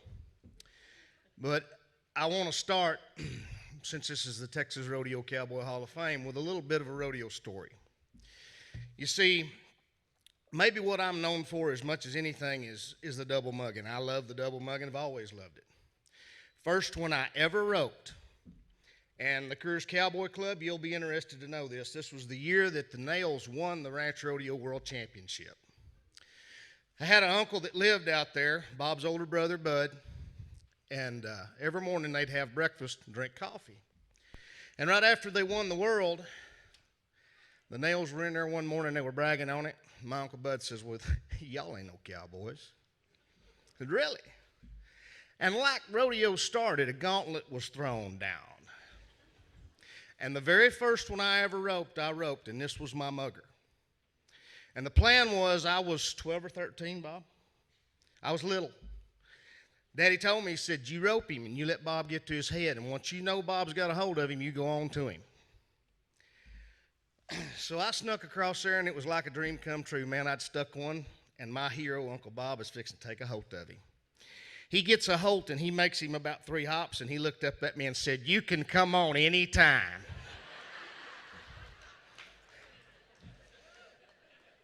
I have some requests.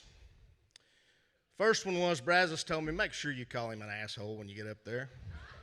I said, Brazos, I'll probably do that 3 or 4 times on the way to the stage, so that won't be no problem. We're hard on one another, but we all love one another. Lloyd Hodges told me two different quotes that he wanted me to mention. He said that my grandfather, Birch Wilfong, who was the patriarch of our family, ranched big, good cowboy. He said he looked out across a set of pens one day when we were all working, and he said, you know, things just go better when Bob's here. Now, I don't know if it went better for everybody if Bob was there, but I know that he took part of my grandfather's butt chewings and kept it up for him. So it might have been better for Grandpa, but it wasn't necessarily all better for us. But the other one that Lloyd wanted me to tell was that my Uncle Bud said one time, and he's my late uncle, he said, you know, he said, I always wanted to be a cowboy till I saw Bob do it, and I thought it'd be damn near perfected it. And from Bud, that was a heck of a compliment. My late father, who I signed on for this deal to try to get them both in, and any of you that know me know that I do not quit. I will not quit. I know that I want them to have them both in. I want them to be both in because they're great cowboys. And part of the reason that I don't quit and I never back off from taking a hold of something big is because of this man and my late father, who said, first of all, Bob was the only man that he had ever seen that he never once had to conform to society's ways. He never once conformed to any other person's ways. He always did it like he wanted to do it. And I'm here to tell you Dad was right. The second thing he said about Bob was, alcohol enhances Bob's ignorance.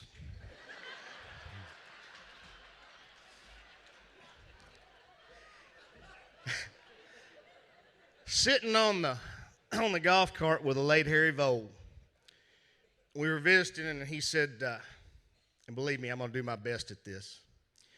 He said, son, would you like to know why your Uncle Bob never made the NFR? I said, no, sir. I would love to know. Well, I'll tell you. If he had one drawn that was bad, if he had one drawn that we had to cheat him in the chute, tie his mouth shut, some sort of thing, it was hard to get out on, he would stick it to him. Said if you give him a little old jumping kicker, that wasn't quite so personal, and Bob might let him have a day off. He took the fight personal. And remember that, he took the fight personal. In my family, if you know us, there's several generations of y'all out here that know the several generations of us. You might from time to time have seen that we might view you with a little contempt. Let me explain to you why. It didn't have anything to do with you. It had to do with how we were raised. See, the only thing we ever got to quit work for was to go to the rodeo or fight. And that was a rule. You can ask him. But the cowboy part of it, it wasn't a word we threw around loosely. It wasn't a word that we thought was a way you used to describe someone. It wasn't a word that we thought was an everyday word. If we'd never seen you rope something, ride something, take a hold of something bad, or generally bow up and be a cowboy, we didn't call you by one. All over this nation, there's halls like this. No matter if it's Southeast, Northeast, Dakotas, Midwest, Texas, Arizona, New Mexico, California, Pacific Northwest. There's halls like this. And inevitably, a person that knows his business can walk through that hall and directly they'll stop and say, how the hell did that person get in this place? Folks, I'm here to tell you this time, you hit the nail on the head, you made the bullseye.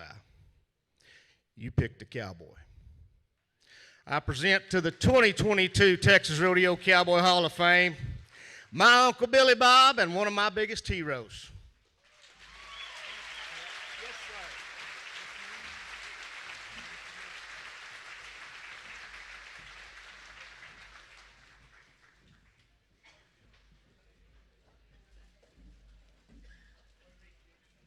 The bleep count is up to 3.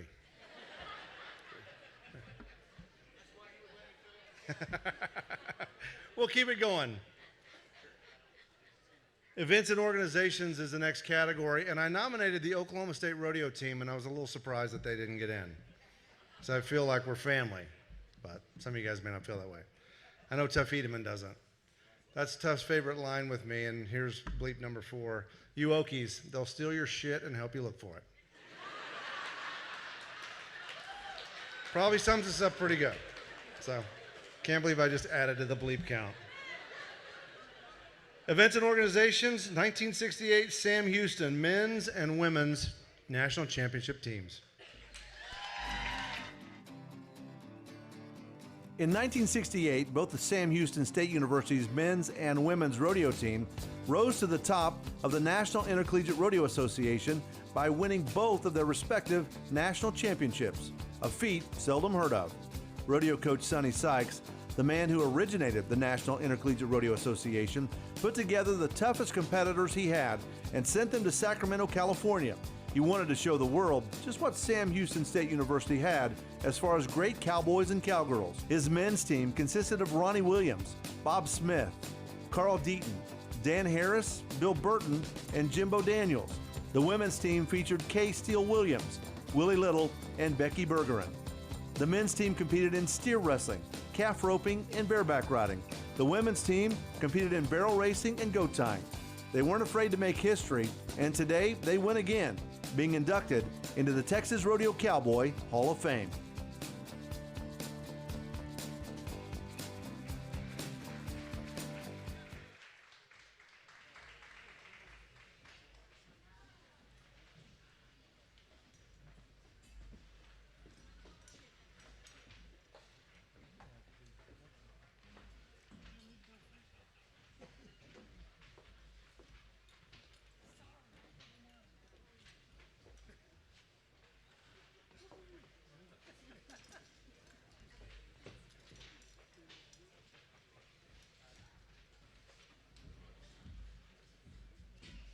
I first want to thank the Hall for even considering and thinking about us. I secondly want to know how many other Sam Houston State University students do we have in the Hall? Could y'all stand? Look back over here. We're very well supported in the rodeo world and have been. Seated back here is Sonny Sykes at the very back of the room. Where's he at? Oh, fantastic. There he is, right down here. Had it not been for Sonny, this group, nor myself, would have ever been able to put anything together. That's both in the college world as well as scholastically. Let me well assure you, he pushed many a kid through school to get an education along with the the rodeo program. Behind me was a group that we have stayed very close together in all the years. 50 some odd plus years ago, we were able to go to Sacramento, California and win both the men's and the ladies the same year at the same time. It was an accomplishment that hadn't been done in a while. I feel very fortunate that we're among, there's a song out right now, it talks about there's 30 million people in the world or 30 billion people in the world. This group right here, we're a small segment of all that, and we're all family. And I feel very fortunate that this group is part of that family. We want to thank you very much for the inducting. Thank you.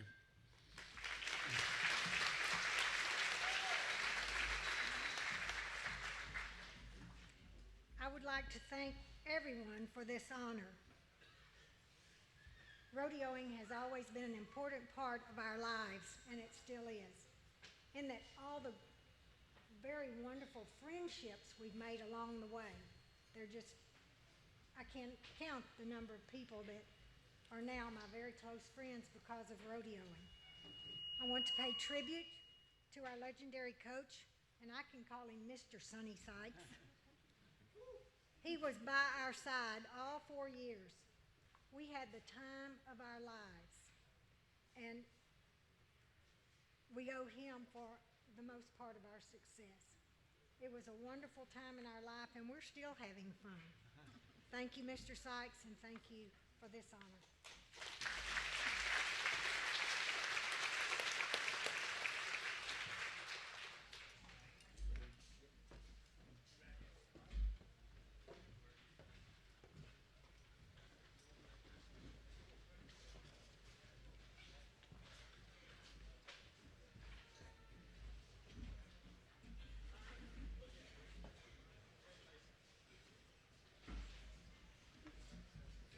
I'm afraid of barrel racers.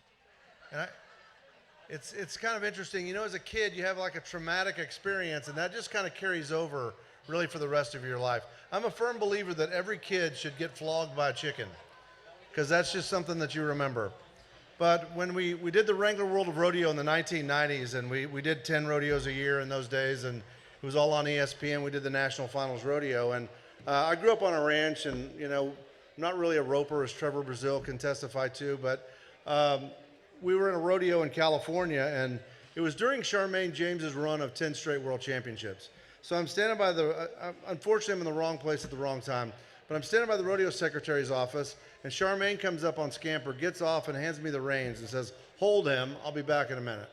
So I'm holding this horse. She's in the stretch of winning 10 straight world championships. My luck, something spooks him, and she comes back out, and she's like, "Where is he?" And I'm like, "Down the freeway, last time I saw him." But I was pretty much scared to death.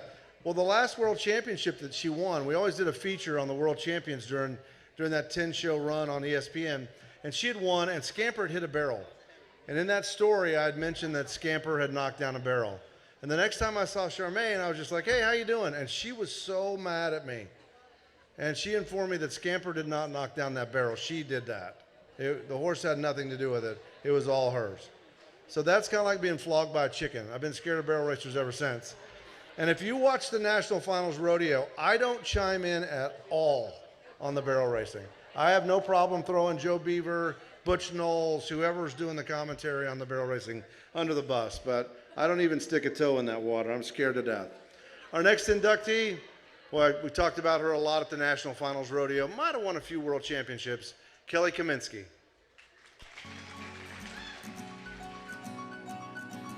Kelly Kaminsky, originally from Missouri, grew up in Katy, Texas. She got her first horse when she was in junior high, and with no formal training, she began to break the colt by herself. She only dreamed about hauling her horse somewhere and competing. That dream didn't come true in barrel racing until she was in her 20s and after she graduated from Sam Houston State. Great barrel racing stories usually are built on a partnership. Kelly found hers in a horse named Rocky. Rocky had that X factor, and together they stole fans' hearts and the competition's checks at about every major rodeo across the country. In just 5 trips to the NFR, Kelly and Rocky won world titles in 2005 and 2006 and finished as runner-up on 2 other occasions. They qualified for the Dodge National Circuit Finals, made 6 trips to the Texas Circuit Finals, and won in Houston, Reno, and St. Paul. For a 5-year stretch, no one was better than Kelly and Rocky, securing this former 7th grade teacher a special place in rodeo history. Kelly now resides in Belleville, Texas with her husband Jerry and their daughter Kenna. Please welcome Kelly Kaminsky to the Texas Rodeo Cowboy Hall of Fame.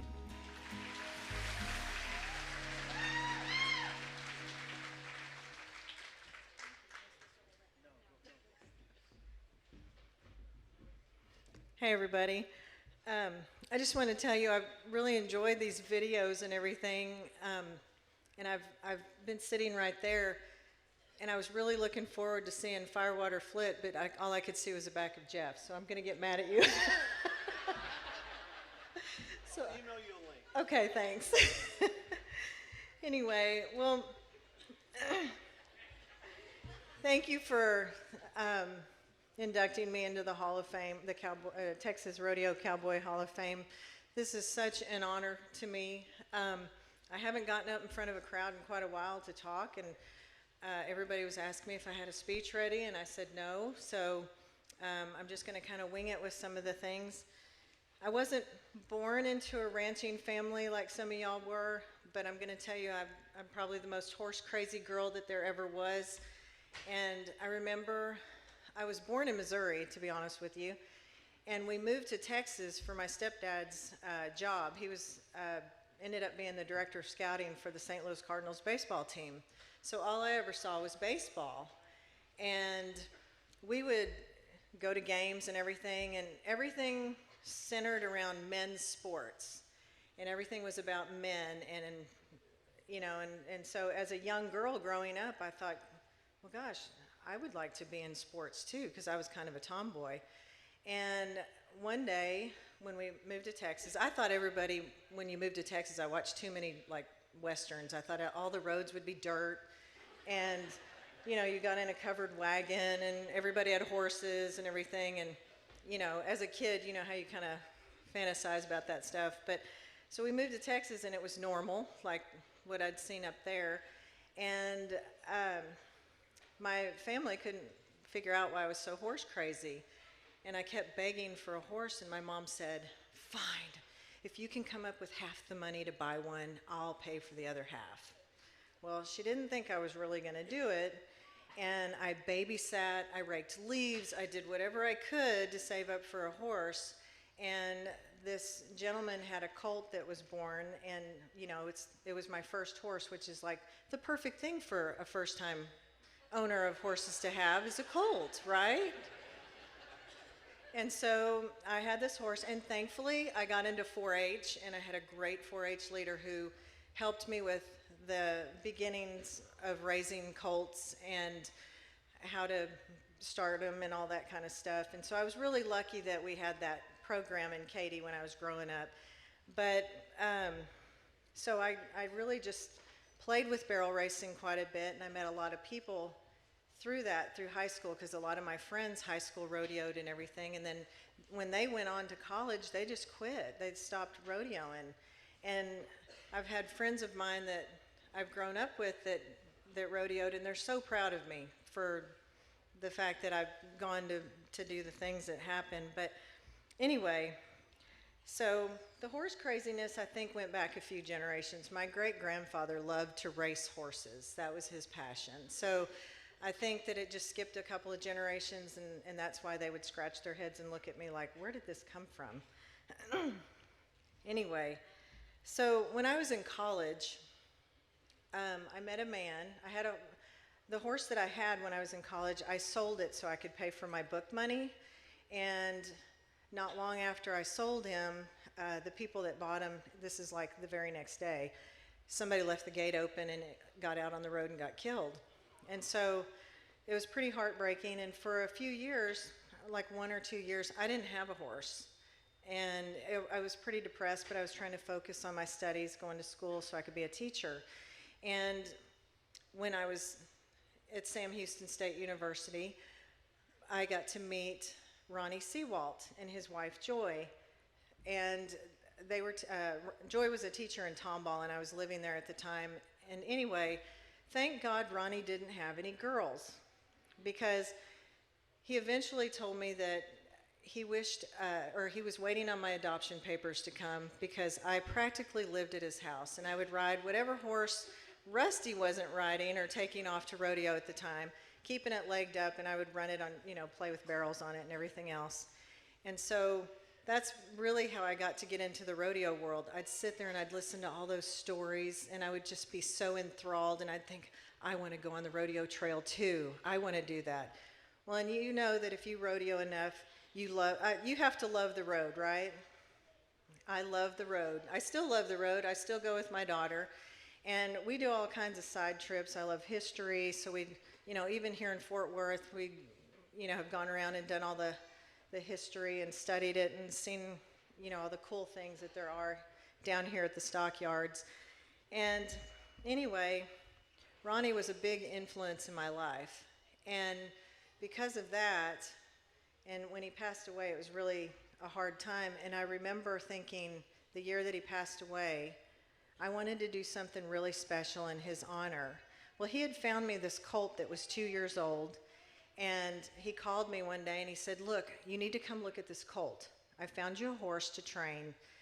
And I went and looked at him, and he was really little, and I said, he's just too small. I wanted something that was like 4 or 5 that I could go on with. And he said, he looked me in the eye, and he put his arm around me, and he said, buy him. If you don't like him in a year, I like what you do with the horses, I'll buy him back from you. And I thought, okay, well, I can't lose on that deal, right? So I ended up buying the colt, and I named him Rusty, actually after Rusty Seawalt, wherever you are. He knows that story. And I actually had that horse till he was like 24, 25 years old. He passed away just a few years ago, and he was really special in my family. You could do anything with him. You could rope on him, you could run barrels, poles, jump on him. I mean, he was a really neat little horse, kind of famous in our county. But I had to give Rusty a break when he was about 4 or 5 years old, and I had just bought a mare that was pregnant for $500. She was extremely well bred. She was a granddaughter of EasyJet and Northern Dancer that won the Kentucky Derby. And I had, there was a stud in the area, and his name was Mido Wise Wrangler, and he was a grandson of Rocket Wrangler.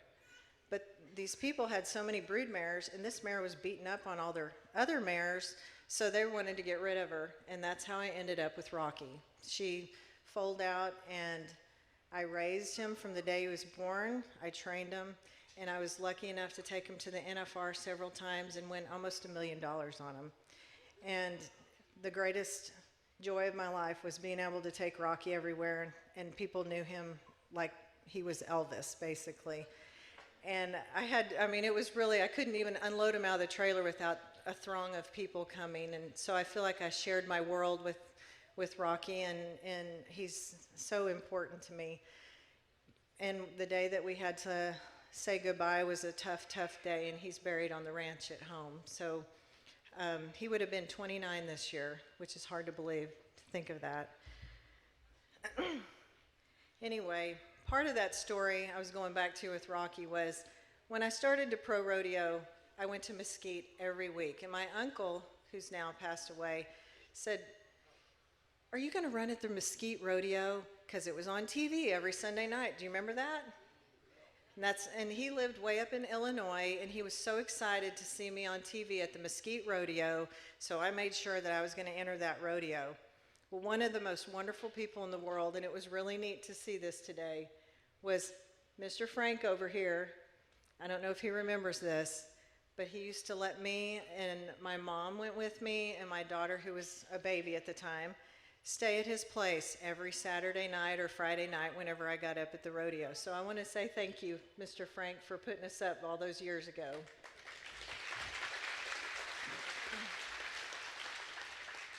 I was really, really blessed with my husband. When I decided to quit teaching school, he really encouraged that. He said, "Well, just see if you can take a year's leave of absence to see if you can follow your dreams and go off and do the rodeo thing." And I thought, okay.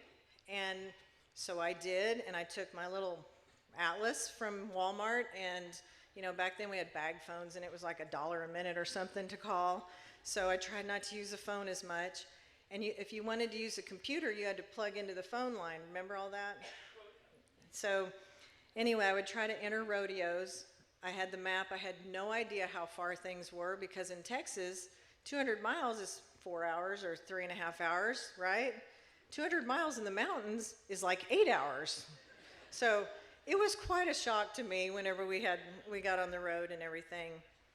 But I've so enjoyed it. I've made some wonderful friends and great connections across the country. I wouldn't change a thing, because I've learned so much, and I've gotten to meet so many of y'all. Some of y'all I'm really close to, and I'm really, really honored to be in this category, especially with two other women today that I really, really admire as well, and I just really appreciate it. Thank you so much.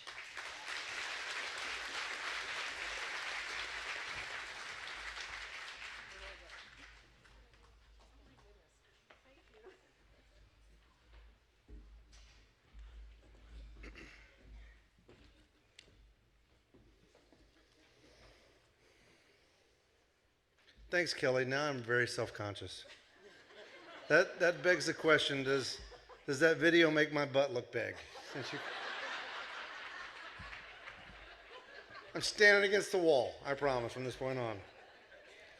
Our next inductee, Janet Stover.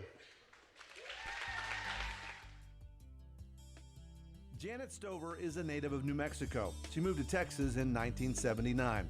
Her parents put her on a horse when she was 14 months old, and then you have the rest of the story. She started barrel racing when she was 3. In 1966 and 67, she was the American Junior Rodeo Association's optional roping champion. And in 1976, she was the all-around and breakaway champion at the College National Finals. Even though Janet enjoyed the roping events, her first love was barrel racing. She qualified for the National Finals Rodeo 7 times. In 1985, she won the average and was the reserve world champion. In 1986, she was the reserve world champion, won second in the average, and had the fastest time of the NFR. In 1990, she won 2 go-arounds at the NFR on 2 different horses. And in 1998, she won 5 go-arounds and was the reserve world champion again with the fastest overall time. In 2001, Janet Stover reached the top of the mountain, winning the world championship. In 2002, she won the PRCA Olympic bronze medal in barrel racing. She also qualified for the Texas Circuit Finals 5 times. And today, Janet Stover has a home in the Texas Rodeo Cowboy Hall of Fame.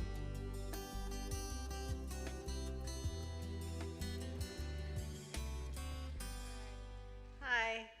I've been worried about this for 2 months, but it's time. So, no, I thank Lee Barron for thinking of me and anybody that got me here, the committee and the members, and I want to thank my friends and family for coming. They've mean the world to me. I was fortunate to grow up back when we didn't have phones and TV, and learning to have knowledge. It was really hard because what you knew is only what you saw. It was hard to, there wasn't the schools, or there wasn't all this stuff, and so I was fortunate. My dad was raised as a cowboy, and he was a roper, and he really was. He was like, you hustle and try to win, or you're not going. And so I ran everywhere I went, and I was just in this tizzy. I was trying to win, but we didn't know what I was doing. And I could ask him if I missed a calf, or he was real tough on me. He'd go, I missed a calf one time, and he said, well, you swam that day. You're not swimming anymore. And I didn't. And now I see all these kids just having fun and everything. And then I wanted a bicycle. No. You sell your horse, you can get you a bicycle. And then he'd say stuff to me like, I wanted to run barrels, and he said, oh, you can't beat them. I'll call your name out on the loudspeaker here and save you a trip. And my mom was like a little Benny Rooster. She'd just bow right up and said, she can too. She did good that second day, and and so I had somebody trying to make me tough, and then I had my mom to encourage me. And I see some people that get to ride, and they have a chance. And then I've seen others who don't have the chance, and they see it, and then they would love to do it themselves. And my mom was that, but she had never ridden, and she didn't know anything about a horse or anything. She finally talks my dad into letting her run barrels, and I was just little bitty, and I was standing by the fence, and I was watching her run, and all this motion was going on up there that was very unnatural. I didn't know what it was, but when she crossed the flagger, she had both her legs wrapped around that horse's neck.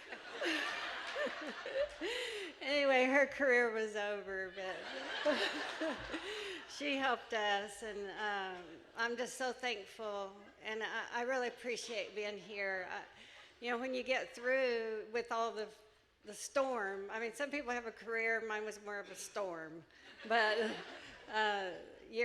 it's you're really sad, down deep, like I would try to make myself smile, and finally I thought, you got to enjoy every day, try to make the best of it and go on. But I'm just going to tell you that today really means a lot, and I want to thank you for it.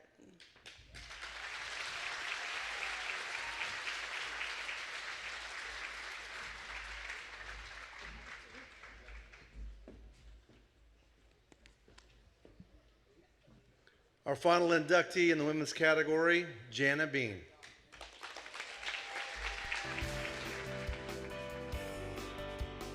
Jana Bean grew up in Crane, Texas. When she was 3, her parents let her enter her first barrel race, but she mainly roped and tied goats in her early years.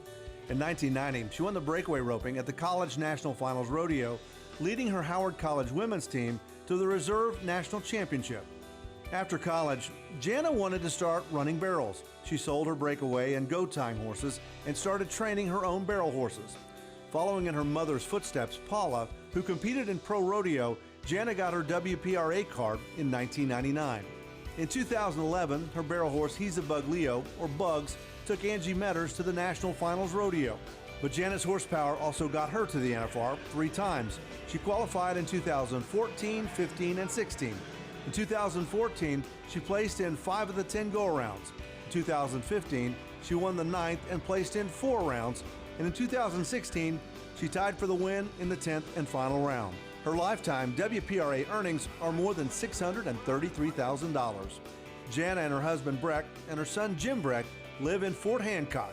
Welcome Jana Bean to the Texas Rodeo Cowboy Hall of Fame.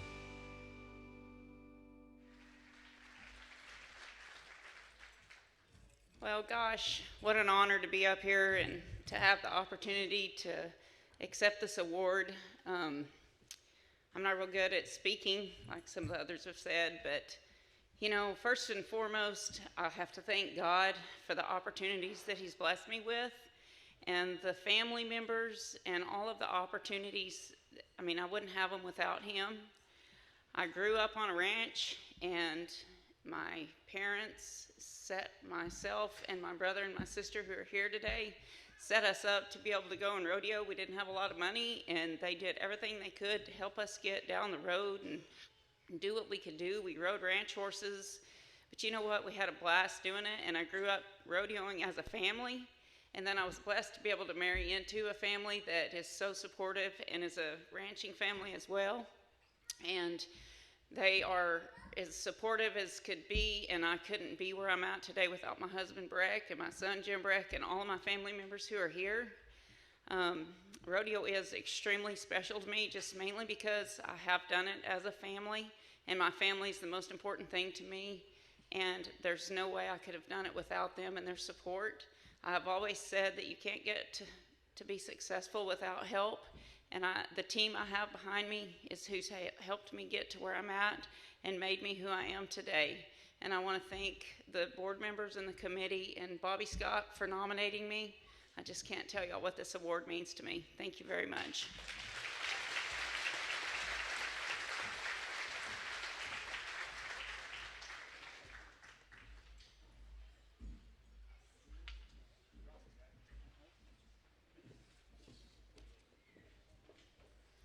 We have 5 inductees in the men's category, and if you're looking for a theme there, it's definitely a rope. Only one of those involves a bull rope.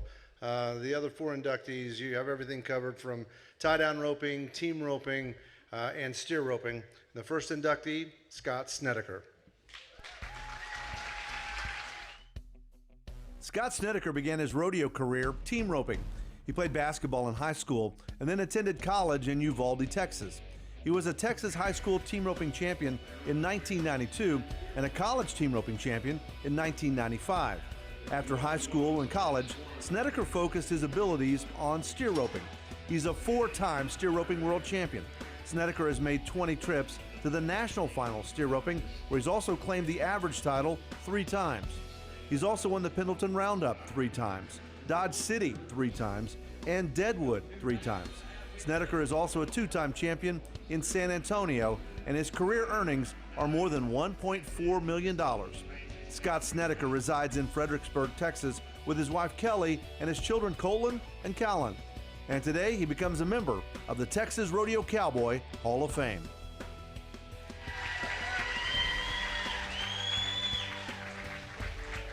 How you doing? I appreciate everything. Appreciate everybody coming. You know, I'm up here just winging this. I've had, I don't know how many people ask me, "We got your speech ready? You ready to talk?" Yeah, it's like, no, I'm not. I've never won a buckle in speech contest. Never been in one in my life. So here we are. We're fixing to wing it. You know, I've started out rodeoing. That's all I've ever known my whole life. So, you know, I traveled. It's like kind of showing up to a YRA short round around here. I mean, other than JW, you know, I'm glad I didn't know him when I was younger, because my wife might have been mad at me for trying to crawl on a bull or two. You know, I was up for game for whatever. But, you know, me and Moss travel for lots of years growing up, going through the YRAs and this and that, you know. And, I roped calves for a little while, tried my luck at it. I team roped for a little while, and we'd go back and forth. Well, it gets later on in life, and Kelly and I, we come home with a baby. Justin been at the house for, I don't know, a couple months, we've been rodeoing back and forth. And finally I tell him, I said, I think I might slow down on this calf rope and team rope, and I might have to be a dad or a parent or something. I don't know what I'm doing now, but I don't know that we have room in this house now we got a little old single wide trailer house we're living in, and I said, I think we're gonna have to move on, Justin. You remember that, don't you? And we tell him that, we said, man, I've enjoyed everything, it's been great, but I think with this baby, you're gonna have to kind of go back home or do something different. And he goes, first thing he tells Kelly, he goes, man, I vacuumed this afternoon. I've been cleaning, I've been working around here. And I'm like, dude, it ain't that. It's just we're gonna have to go on, but it's been a good ride, hasn't it? And then we fast forward this to out of college, and I learned how to rope steers in college. So I go up there to my coach, Roy Miller, and I don't know if he was trying to end my career or start my career. I ain't real sure yet, and I'd go up there and I rope for a semester, breakaway and steers down this practice pen. I tied right-handed, I tied left-handed for every day for a semester. Finally, he tells me, he goes, okay, get on Rooster, and this is his good old big bay horse. Everybody, loves this horse, and supposed to be this high statute of a horse. Well, he was, and he tells me, he said, all right, get your tie strings, let's tie one down. I run in there, I missed the first one. I'm walking back to the box, and he's not a real big, like, you did this, you did that. He goes, all right, get back on your breakaway horse. I'm like, you gonna let me run another one? Well, I can't tell him anything, that's my coach, so I crawl off, I get back on my breakaway horse, I run steers for the rest of the day, I don't miss another one. Next day comes around, I get back up there and run me another steer. He goes, all right, get your tie strings, it's time to get one down now. I neck him, I walk back up there, he goes, you know the drill, get back on your breakaway horse, I guess. I'm like, come on, and we matched for anything and everything. It didn't matter if it was dollars, Dr. Peppers, rides, driving, whatever, so we're going, I told him, I said, all right, let me run another one, I'll pay you, just let me run another steer. I want to tie one down. I've been doing this for a semester. I need to really feel what you're trying to show me, and you'll learn to make it count when your time comes around. I thought, well, I don't know if I'm gonna make it count or quit. I don't know if I'm tough enough, And finally, we go through this. The next day comes. It takes me 4 days before I finally catch one around the horns, and I'm so excited. I leave out of there, and I'm fixing to tie this steer down. Steer gets up. I said, I know. Get back on my breakaway horse. He goes, no, that wasn't your fault that time. Go ahead and get you another one you want, And so right then, after all that, after I figured out I can't catch with a string in my belt, well, then the rest was history after that. And it's been a good ride. And I got family, everybody that came, I appreciate it. I thank everybody along the ride. It's great, and I'm still riding it, so thank you to everybody.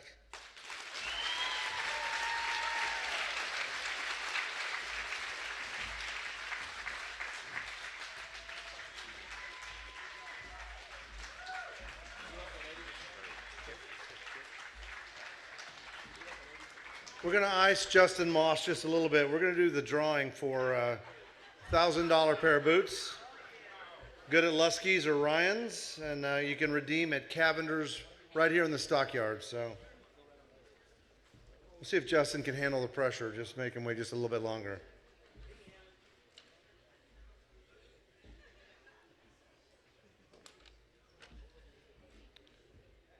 Steve Purcella. But Carl, his wife's Carla's name is on there too, so I'm guessing we know where that's going. I just saw him. Oh, back over there. All right. Carla, congratulations.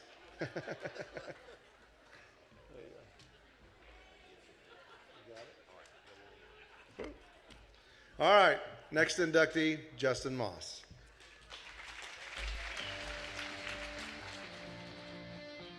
Justin Moss was born in 1975 and grew up in the small town of Giddings, Texas. In fact, he still lives there today.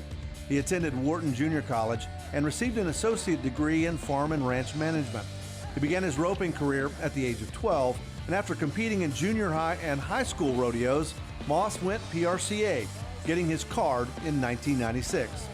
Moss never got to the top of the rodeo mountain, but he got real close, winning Reserve World Championship honors in tie-down roping in 2012.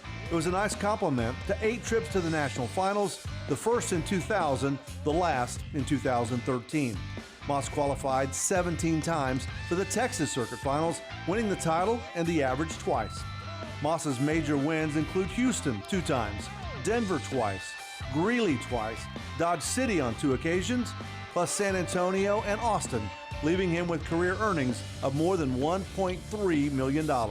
Moss has always had great horsepower. He's the only cowboy to win back-to-back PRCA AQHA tie-down roping Horse of the Year honors. Today, he backs in the box at the Texas Rodeo Cowboy Hall of Fame.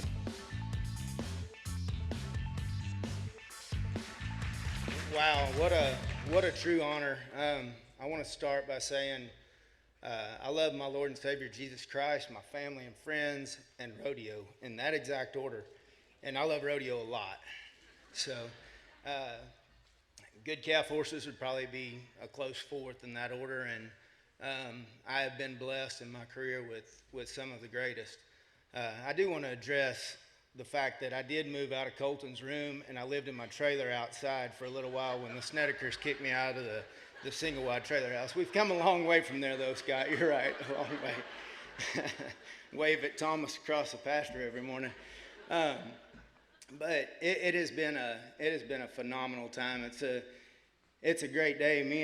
Me and Scott Cormos Sned, I started rodeoing with him, and then me and Scott Cormos rodeoed for the duration of my career, starting in 2002. We rodeoed together until I stopped. Man, we made it a lot of miles to end up right here the same day, didn't we, Scotty? Yeah, there's so many stories, and I learned a long time ago probably not to tell off on myself, but I'm going to tell one on myself today that, Mom, I'm sorry. In 1999, when I made my first NFR, I won second in the first round, and I thought, man, this is easy. I'm having a good time. I may or may not have showed up the next morning to tie the calves in the same clothes I was in the rodeo at the rodeo the night before, and they were the guys tying the calves. They were having a big time with it, and they were telling other stories. And I don't remember if it was Rusty or Brent. Somebody said something about all the stories that we have, and I remember Ricky Canton said, well, hell, that's the only reason we do this is for the stories. And that's pretty much right. It's $1.3 million that I won. I think it cost a little over $2 to get it. So, no, there's been so much. My career started one day when I was 12 years old. I was a huge Dallas Cowboys fan. My grandpa, my dad, and my uncle, they all roped calves, but it was a hobby. They were in the propane business, and they roped calves for a hobby, so I was around it. But I wanted to play ball. I wasn't interested in roping. I'd swung a rope a little bit, and I mean, I kind of knew what was going on a little, but not a lot. I was a diehard Dallas Cowboys fan, and I guess it was 87 or 88, whichever year it was, and they were horrible. I think it might have been Aikman's first year, and I think they had one win, and they're getting their butts kicked on a Sunday afternoon, and I told my dad at halftime, I said, man, let's go rope. I want to learn how to rope. He looked at me like, what in the world? But went and saddled his head horse up, and we went out in the arena and started tracking a calf around, and I roped the first one, and I catch him and go right over the horse's head and hit the ground. He puts me right back on. I go again. I end up catching like 4 out of 5. Don't know how, but it must have been the good Lord, because it led me to a career. Because from that day on, I was absolutely hooked. There was no turning back. Sometimes against my mom's wishes. She really was one of those mamas that didn't want to raise a cowboy. I'm going to go on and tell y'all. But there were ups and downs. There were heartaches, and there were things I would change. If I could go back and do it again, there was a lot of things I would change. But I loved rodeoing so much. If I could go back and do it all again, I would do it the exact same way. And I thank the committee and this Hall of Fame. This is a true honor to stand up here today in front of y'all. And I thank every one of y'all. Like Jeff said, we're all rodeo fans. That's what I am now. I'm a true rodeo fan, and we live in the greatest time that there has ever been to be a fan of rodeo. And I just hope that it continues to gained strength, and what the Cowboy Channel is doing for us continues to make rodeo better for those kids coming up now. This is the Texas Rodeo Cowboy Hall of Fame, and those 17 trips to the Texas Circuit Finals may be the second proudest I've ever been rodeoing besides today. I see these kids nowadays, they're changing circuits and they're ducking off. They don't want to come compete against the best, and I do give the ones that I help a little bit of heck with it, but you make it to the Texas Circuit Final 17 times, I feel like you did something pretty good. So once again, this is a great honor. I appreciate everybody that's helped me along the way. I've had Cinch Jeans and Rattler Ropes have been sponsors of mine from the start. They continue to be sponsors of mine today, and our performance horses, they sponsor us and help us out. My greatest sponsors are sitting right there, my mom and dad. I appreciate everything y'all have done for me. Thank y'all.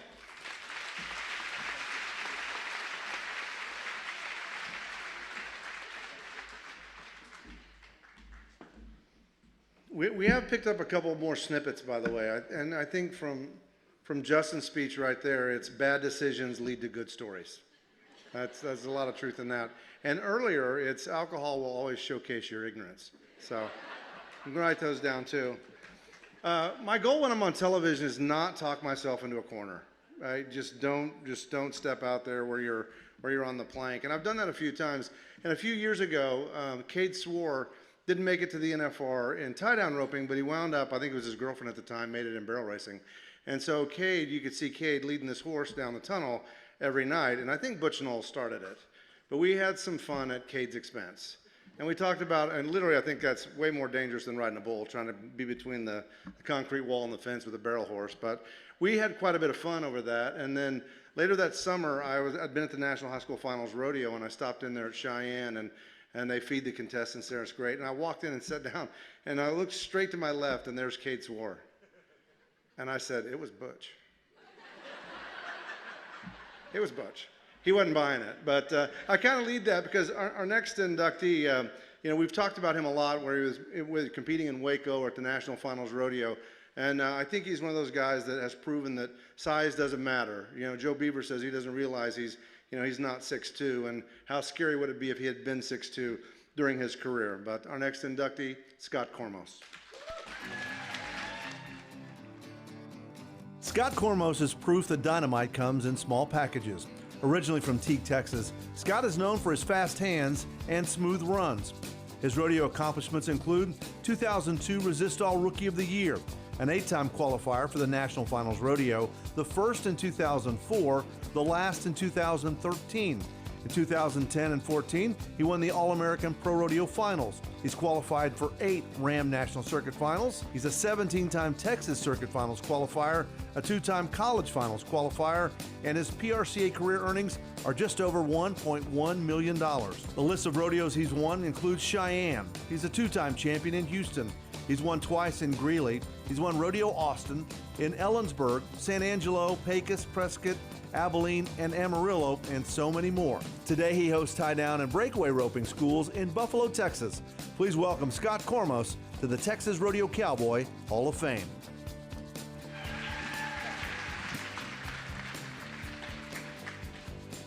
I got my 2 helpers here with me today.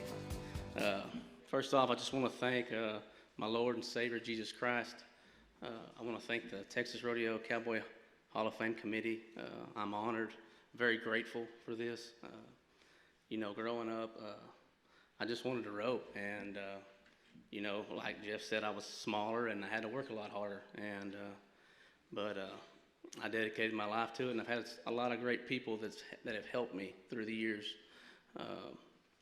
First off, I just want to thank my wife for all her love and support through the years of me being gone, taking care of these kids, taking care of the place, doing anything she could to help out while I was gone.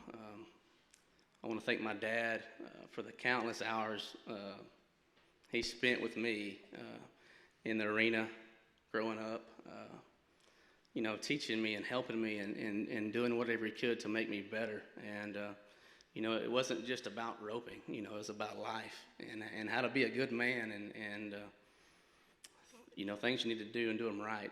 And I want to thank him. I'd like to thank Justin Moss. When I started in 2002, my rookie year, Justin kind of took me under his wing, and he helped. He was there for me the whole time. He was entering all the rodeos. He was, we wrote back to back, so I would rope first, and then he would rope, and he was always in my ear. Hey, do this, do that, and if it wasn't for him, man, a lot of the things that I've done, I wouldn't be here. So I want to thank him. And I'd like to thank my sister for all her time and effort she put into helping me through the years. Getting horses ready, riding horses while I'm gone. Same thing, turning out calves, doing stuff to help me. So thank you. And I'd like to thank the late Mr. Ricky Luke. He was another guy who taught me how to be a better horseman. He taught me how to shoe a horse, and something I continue with today is shoeing horses. But same deal, taught me how to be a great man and do the right thing. So thank you all, and God bless you all.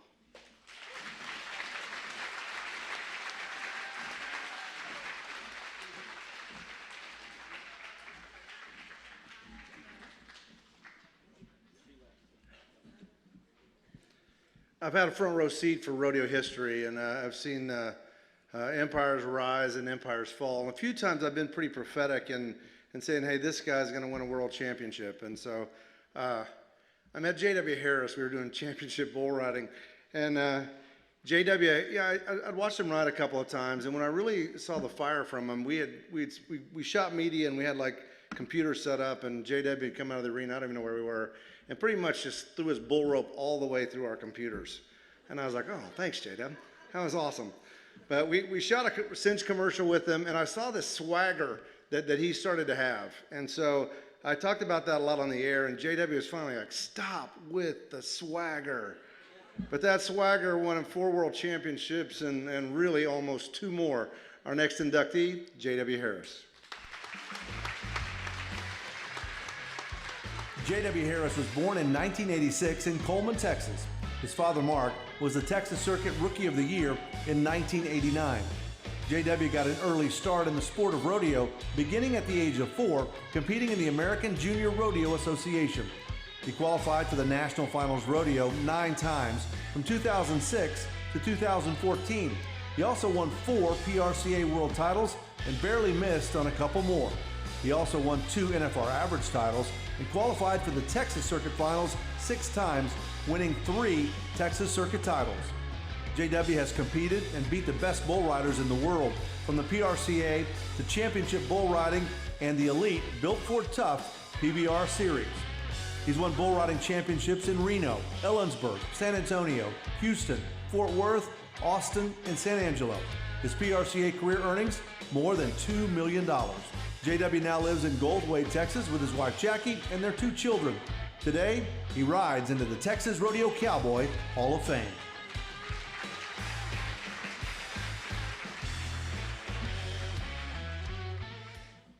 Sorry about the computers, Jeff.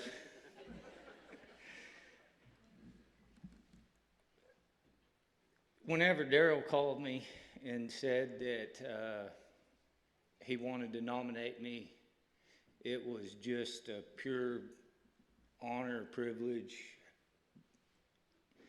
just to be put in a category with all my heroes. You know, I mean, Donnie Gay, and as much as I hate to say that Donnie was one of my heroes, but there's so many people to thank, and my dad being one of them, because I had a bull riding school in my backyard. You know, we walked outside, and the bull riding arena was literally in my backyard, and we had bulls out there, and I'd get aggravated at my dad sometimes because we'd have a buck out every Sunday, and I might not be able to get on some of them, but I'd have to fight bulls for them. But he never let me get too deep into it, never let me get above where I needed to be. And, you know, you see a lot of guys get in too deep and getting on bulls that they don't need to be getting on, and their careers don't last as long. And so I think that's why I had such a long career, was that I stayed where I needed to be at until I was able to handle it. So, Dad, thank you. And then my granddad, if it wasn't for him, probably none of this would have been able to start. You know, he rode bulls and bareback horses and stuff, and so without him, love you guys. And then my uncle, we 2005, I called him and I said, hey, I said, I need some help. And I said, I need somebody to go with me. And he said, all right. He said, where do you want to go? I said, we're going to Nampa, Idaho, and then Cheyenne, Wyoming. Well, little did he know that I wanted him to drive, because I didn't want to drive. And but he drove, and at that time I was broke. I didn't have $1 to my name. And he drove me up there. We went to Nampa. I got bucked off. And we went, he bought the hotel room that night, because he's like, I'm not sleeping in the S10 pickup. And we went to Cheyenne and rode my first 2 bulls there and went back home. And long story short, I think that was really whenever I realized that I belonged in PRCA. I ended up winning second that year, won the short round, and we didn't turn back from there. But more importantly, there needs to be a Hall of Fame for rodeo wives. And my wife would be the first one that should be inducted, because she's been an angel, she's been a godsend, and she's put up with a lot of stuff that maybe most wives probably wouldn't put up with, and staying at home long nights. But I rodeoed with my family. They went with me, and I'll tell you what kind of trooper she is. We were leaving Cody, Wyoming, and we had to go to Calgary. Had to be in Calgary the next day, and I rode my bull. Well, I got knocked out, and one of my good get-offs, and that was one thing I never figured out how to do, was get off of them. I always told them, I said, they don't pay me to get off of them, they pay me to ride them. And but she drove us all the way from me, and Trevor Kashner was in there, and Trevor said that he was scared to drive the motorhome, is why he couldn't drive. And my wife, she drove us, I think it was Aubrey, and we had Dylan, just Aubrey, and she, wasn't a year old at that time. She was a little bitty toot, and she drove me and Trevor Kashner all the way to Calgary overnight and didn't stop. And it's just amazing what she's done, and you really need to be up here giving the speech, because without you, a lot of this wouldn't be happening. So, love y'all. Thank y'all very much. And to the guys that's come before me, thank y'all very much for setting a precedence and being trailblazers and giving us something to try and compete against and try to live up to the legacy that y'all have left. Thank y'all very much.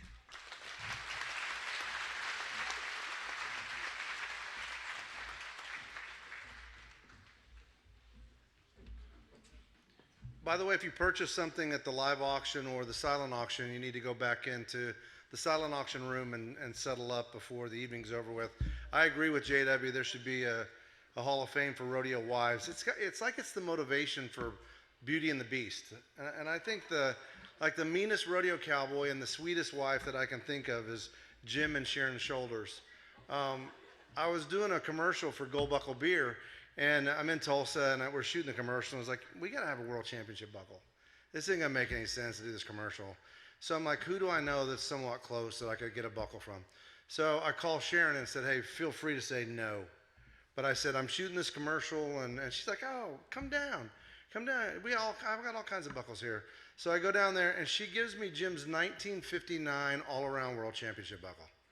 And I said, I'm gonna have this back to you tomorrow, or day after tomorrow. And she's like, oh, whatever. And so she lives in Henrietta, I'm in Tulsa, and I was going to McAllister the day after we shot the commercial. And I called her and I said, hey, Sharon, I'm coming through town. I just want to give you this buckle. Well, I'm kind of busy. I may not be there.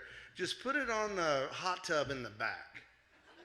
And I was like, I'm not going to leave the 1959 all-around world championship buckle on a hot tub in the back.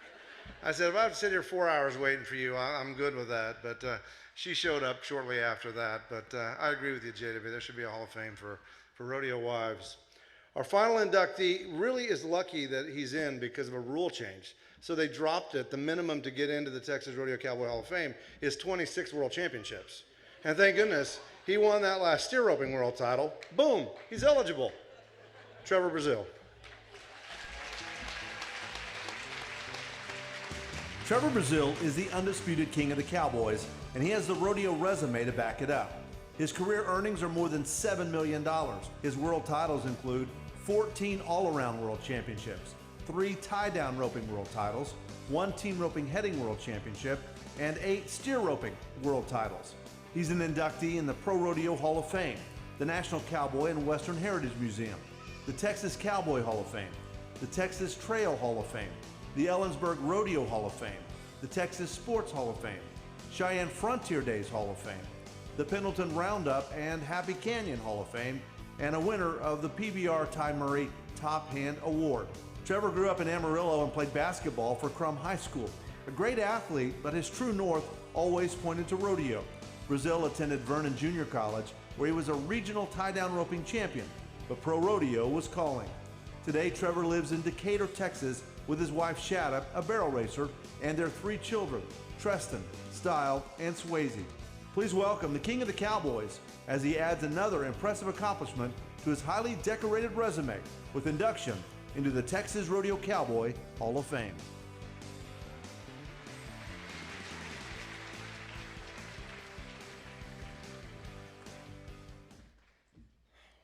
Wow, thank you. It is a little dark up here, Hub. I rode a little bigger. And Super Looper, I had the pleasure of rodeoing with him my first year. I think me and Justin Moss made our first national finals. Mine was in the calf roping that year. First time I ever made the calf roping national finals, and Justin did as well. We were both rodeoing with Super Looper, and I was definitely the weak man in that deal because we were rodeoing in Roy's bus, and I was having to ride Justin's horse. So thank you both for that. But one of the little snippets we'll add to tonight. This one's from Super Looper. I'll never forget when he told me, talking about rodeo. He said it's a hard way to make an easy living. Think about that one. And man, we've had a lot of great knowledge spread out today, and you know, cowboy pride is a big part of it. And so I just want you gentlemen to remember that 2 incomes are better than 1. And so just like all good cowboys, make sure your wife has 2 jobs. So, all right, that's my last shot at humor tonight. But it is such an honor to be here today. My heroes have always been cowboys and always will be cowboys because of the great ones that came before us. I've already said Roy Cooper. I remember going to school, his schools when we were, I was 9 years old. And I think all the guys that would come by, grew up in a feedlot in Groover, Texas, just north of Amarillo, and guys would stop by there and practice with my dad or something. Who knows where in the heck they'd have to be going. I guess Guyman, Oklahoma is the only thing close to us back then. But, you know, the likes of Guy Allen, Sean Burchett, T. Woolman, Bobby Harris, Leo, Joe B., And obviously, the other end of the arena and another hero for many reasons was Ty Murray, because of what I aspired to do when we started. But the other inductees, the men that got inducted tonight, with the exception of JW, because we're a lot older than him, we junior rodeoed together right here in Texas. And I had always thought how tough of a set of guys we rodeoed with back then, but we just assumed that it was always that tough growing up in Texas. But it definitely put an exclamation point on it, being nominated in the hall with you guys today. That's a cool memory that we won't forget. And it just shows we all have different paths. They told me, I remember Scott when he was in the 12 and under, he's not going to be big enough. Well, he had a different path. He had a different, thing. Moss, we've all had things. I thought I was too small till I saw Scott, and I'm just thinking, this guy's beating my tail every week. I know I can do it, and it just, junior rodeo, high school rodeo, college rodeo, it's all been talked about here tonight, but man, how it all comes full circle. And this is such a small world, but I want to be just like each one of them, because we have such great cowboy roots, that I know where my success comes from and where my blessings come from, and that's my Lord and Savior Jesus Christ. And like these guys said, it is in that order, and I think prioritizing that order is important to be successful in any field, especially in rodeo. But the people that are over here to my right at my table, couldn't have done it without my family. My wife, JW, said it perfectly, that there should be a Hall of Fame for rodeo wives, without a doubt. And Shada has been with me before I ever won any world championship, when there was somebody helping me tie. And through college, it's just been, us, my mom and dad taking me to who knows where. If you've ever been to AJ rodeos in the 90s, you know how far apart those were. And my mom and dad were there for all of that. My stepmom, Sandy, everybody chipped in. But now my son's coming up through those same ranks, and I hope, I didn't necessarily think he had to grow up in the rodeo game, but I wanted him to have all the attributes of being a cowboy. I told him, I don't care if you play basketball, if you do this, you do that, but you learn the responsibilities and respect and everything that comes along with being a cowboy. And that's what I love about the Western industry. Tommy Blessing, he's with us here today. He was so instrumental in my steer roping, helping me learn to train steer horses. Him and my dad were all of that when it came down to it. And my dad was so serious, and Tommy was so not serious, and it was just a perfect combination. I really could have never. I rodeoed about 20 years shorter than I thought I was going to be, and in my mind, and I won about 26 more titles than I probably thought I ever would win when I started. So I was so blessed. I want to acknowledge Jimmy Smith tonight too. I was 18 years old. A lot of times growing up, I didn't have an arena at the house, and I would roll out there to Smith Brothers if he had some cattle coming in, and I could rope through them and get a chance to practice. And the timed event championships one year, 1996, was the year I graduated high school. The year after I graduated high school, I was in college, and they were one guy short, and Jimmy was doing the stock up there, and he said, "Hey, I know a guy that can come." And they said, "Well, really? Perfect. Tell him to come on." And then they said, "Well, who is it?" And it was a little kid from Crum, Texas, that he had seen rope before, and he stepped out there on a limb for me. And I just think that's what this industry does. And luckily, things lined up, and it went well, and I was able not to embarrass both of us that trip. So thank you, Jimmy. And I guess there's not a lot I can add other than just thank you to everybody that was here. I've mentioned my mom and dad, my kids, Roy, and my mother-in-law Sherry for helping, letting me rodeo with you guys and showing me the way. My father-in-law Steve Norris is here. Taylor with Ariat. Two of my sponsors are here today. Ricky Boland with Resistol. Like I say, that's one of the things you can't do without. And thank you guys for that on the selection committee for getting me here, because I know this is a great group to be in, and I'm just really honored to be part of your club. Thank you, guys.